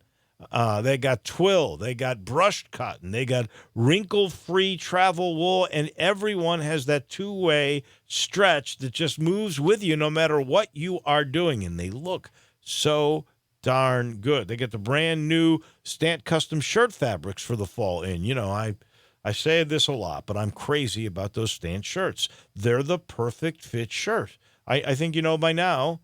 You go 3 measurements, 9 days, starts at $98, perfect fit. There's no more tight neck with a tie because the neck and the collar fit perfectly, $98. They've also still got the 2 for $6.95 Paul Betenley suits. Those suits are perfect. I mean, they really are. And they've got that two-way stretch, and you'll never get a better price than that. And they also, by the way, if you're tired of being the worst dressed at the tailgate, they've got now the perfect custom-made 2-measure showstopper coat starting at just $6.95. So 2 suits for $7.95, the coolest coat for $6.95. The Stant shirts, the service, the same-day alteration. And by the way, a perfect fit tuxedo. Why do you rent all the time? You always look good. You can always use one. They've got those too. James Davis Men's Store in the Laurelwood Shopping Center. We take the break, and when we come back, we'll wrap things up, including crunch time. Still more to come on this edition of Sports Time with Wolo and Stats. Sports 56 now has 2 FM homes. You can now find real sports talk on 96.1 as well as 87.7 on your FM dial. Family Leisure has the world's biggest spa sale going on now. Over 50 spas in stock and ready to sell. $8,000 spas now just $44.99. 4-person spas starting at $24.99. Swim spas from $89.99. Huge discounts on all spas. Get the lowest prices of the year with special financing available. It's the world's biggest spa sale happening now at Family Leisure. Whitten Road at I-40, where family and fun come together. Get your gun, Nelly, and saddle up Penelope. It's Western Trading Days at Sunrise Buick GMC. Old-time trading prices on over 700 new Buicks and GMC trucks, and the Sunrise Used Car Corral has over 500 in stock. Branch managers have been told to cut prices to the bone, and remember, you can bring your car to Sunrise Service no matter where you bought it. If you're a good person with bad credit, SunriseMemphis.com will help you put one of your brand on these little fillies. Free hot dogs and Cokes at the Chuck Wagon. Western Trading Days going on now at all 3 Sunrise locations. We make it fun to buy a car again. Welcome to Moe's! We are so grateful for your service to our community. We are offering all first responders 50% off their entire meal this Wednesday on 9/11. Moe's always offers fresh ingredients. No freezers, no microwaves, just fresh. Don't forget, Moe's has great catering. You can get a fajita bar, a taco bar, or a salad bar delivered to your organization. Just call 901-606-3172. We can't wait to see you on Wednesday, 9/11 at any of our 5 Memphis locations. Don't forget, we have one in Olive Branch as well. Your trusted source for pool supplies and end-of-season pool closings is Mario's Pool Supplies in Germantown, Tennessee. As the pool season crawls to an end, let Mario close your pool for the winter and secure it with a new safety cover to protect your children and pets over the winter. The 2019 People's Choice Award winner for pool supplies and service, Mario's Pool Supplies, 1986 Exeter Road in Germantown, Tennessee, is your one-stop shop for everything pools. Call 901-552-3399 or stop in and talk to Mario today. Dirt happens, as well as debris, dust, and damage. And when they happen to you, you need good, clean, fast service. You need Hilo Commercial Services. Hilo specializes in construction, commercial, food plant, and industrial cleaning with customized service just for you. Hilo is also an expert at high dusting to clean hard-to-reach places. When dirt happens, call Hilo Commercial Services, 901-277-6733, or visit HiloCommercial.com. Hilo Commercial Services, good, clean, and fast for you. Hi friends, Bill Russell at Russell Brothers Jewelers. Did you know that September has one of the most beautiful and desirable birthstones of all the gemstones that nature created? That's right, the sapphire is September's birthstone, and if your lady has a birthday this month or an anniversary, a stunning gift of jewelry with a gorgeous blue sapphire in it would make you brownie points for a long time. A ring or a bracelet, earrings or a pendant, you cannot make a mistake with a little box from Russell Brothers that has an exquisite piece of sapphire and diamond jewelry right in the center. And when she puts it on and you see that smile, you will know that you made the perfect selection. Fine jewelry is never out of style, and a gift from our large collection of sapphire jewelry accented with diamonds will keep her eyes sparkling for a long time. At Russell Brothers Jewelers, we've been offering the finest in beauty, quality, value, and service to Memphians and Mid-Southerners for almost 35 years. Come see us and let us show you what a full-service jewelry store looks like. Russell Brothers Jewelers, 4646 Poplar at Perkins. Welcome back to Sports Time with Wolo and Stats. This hour of Sports Time is brought to you by DeSoto Auto Sales. Here once again are Dave Woloshin and Brad Norsworthy. Incidentally, I was under the impression and was kind of thinking that the league, the American Athletic Conference, was going to release the basketball schedule today, and then at the last second last night, they changed their mind. And I don't know. Am I crazy, or is this the latest this thing has come out? It's marching on. The SEC with the full reveal yesterday of all their league games for men's basketball in the conference, and had already most places already released non-conference. But it is marching on, and it's time to get a schedule out for sales and marketing at some places. Certainly not a problem at Memphis, but at other places, start trying to sell some tickets before opening night. And opening night's Tuesday, November 5th. So the exhibition games are before that. They would be part of whatever you would sell. So it's even sooner than that. And I have no idea what the holdup is and why the league decided to wait a little bit. It's got to be TV. That would be the one thing that would come for sure. And I know we were told really with Memphis, it was one game, a non-conference game, that was sort of holding them up. Even if the league had put out the schedule, Memphis probably wasn't going to put it out until next week. So who knows? But just sit back and wait. In the meantime, at practice today, the Memphis Tigers were blaring apparently over the PA, Sweet Home Alabama.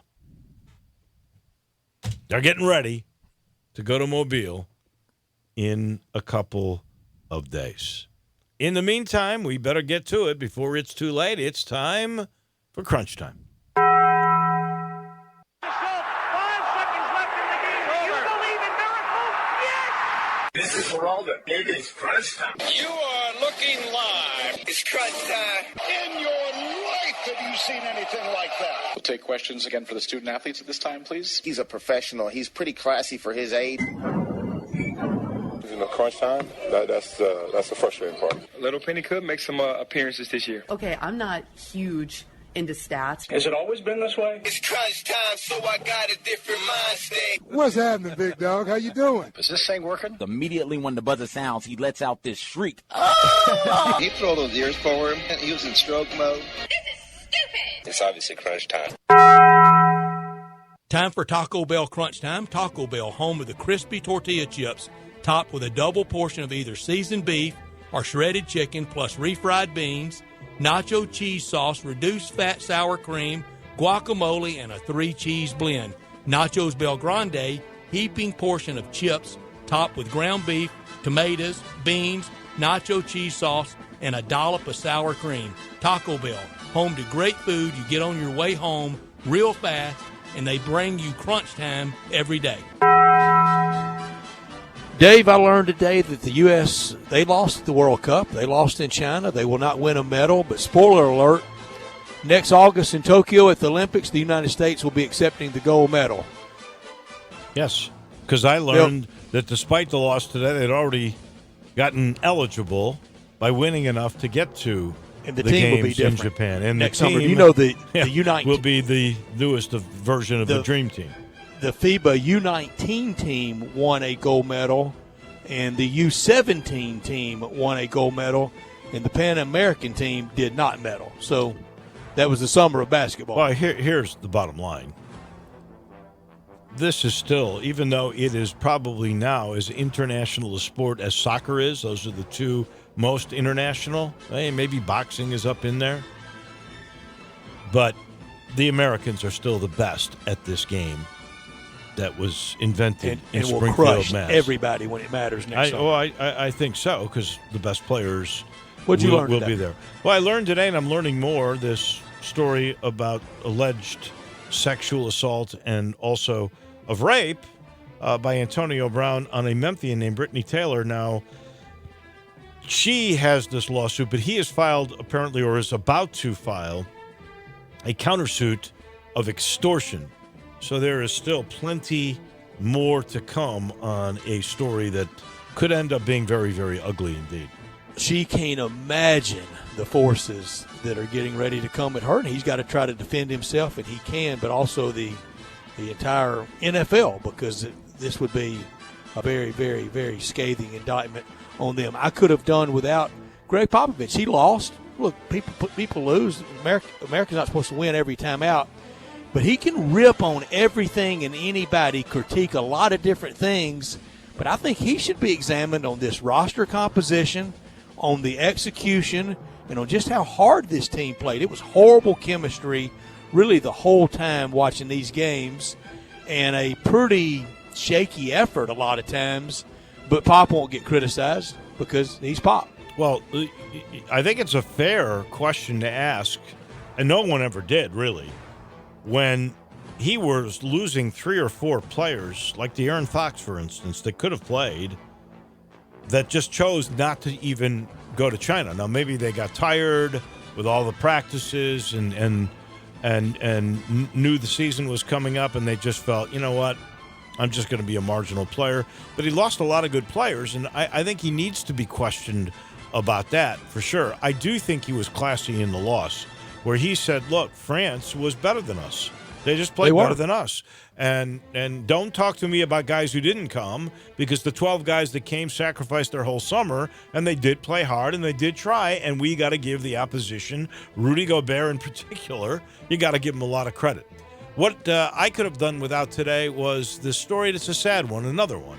Patera Cordero is the girlfriend of Cleveland Browns defensive end Chris Smith. She was killed Wednesday morning on a highway in Cleveland. Smith had pulled over his vehicle, which was a 2019 Lamborghini, a brand new Lamborghini, in which Cordero was a passenger, because it had a tire malfunction and hit the median. Cordero exited the vehicle, was standing on the road shoulder, figuring out what to do, when a car driven by a 48-year-old woman smashed into the passenger side of Smith's car and, in essence, killed her. Police said the other driver admitted to drinking. At this point, no charges are filed, and toxicology reports are pending. Smith not injured, and his girlfriend, who he had a daughter with just last month, she was only 26, she's gone. That's a sad, sad story. I'm keeping a close eye tonight on the baseball, including the Cardinals at Coors Field. We're 15-6. Dakota Hudson goes for the Cardinals. He's just one win less than Steven Strasburg, who goes tonight for the Nats. Cleveland, I won't say must win, but really important win for them tonight. And late, Cole Hamels for the Cubs against the Padres. There are a lot of teams chasing the Cubs. You know, Dave, the whole sharpen iron things, if the Cubs can stay ahead of all these teams, go into that wild card game, or have success against the Cardinals, suddenly a lot of momentum going into October if a lot of things goes their way. What are you watching? Well, I'm watching all the baseball, because now everything pretty much has meaning. So we'll start with the Braves and the Phillies, because Phillies breathing down our backs. And they're good. And they're good. I'm watching the Cardinals and the Rockies because, look, it's still not over yet. Not even close. It's getting there, but it's still not over yet. And then, of course, the Cubs have to beat the Padres again on a late night. So I'll be looking at that. Oh, I'll also be looking, and this is not really a commercial, but my friend Tommy Peters, who owns BB King's and owns Itabina, one of my favorite restaurants downtown. He's just opened up a new place. It's sort of a test run tonight, Moondance, which is going to be Germantown Road and what is it, Neshoba? Is that where that comes up by the G-Pack? I think it is. So I'm going to go check that out. So I'll be doing that and baseball, and then looking forward to seeing you tomorrow. Chris Raby, we got to thank him. Don Munson, voice of Clemson, we got to thank him. Pete Pranica, TJ Reeves, and Austin Eldridge for helping us out today.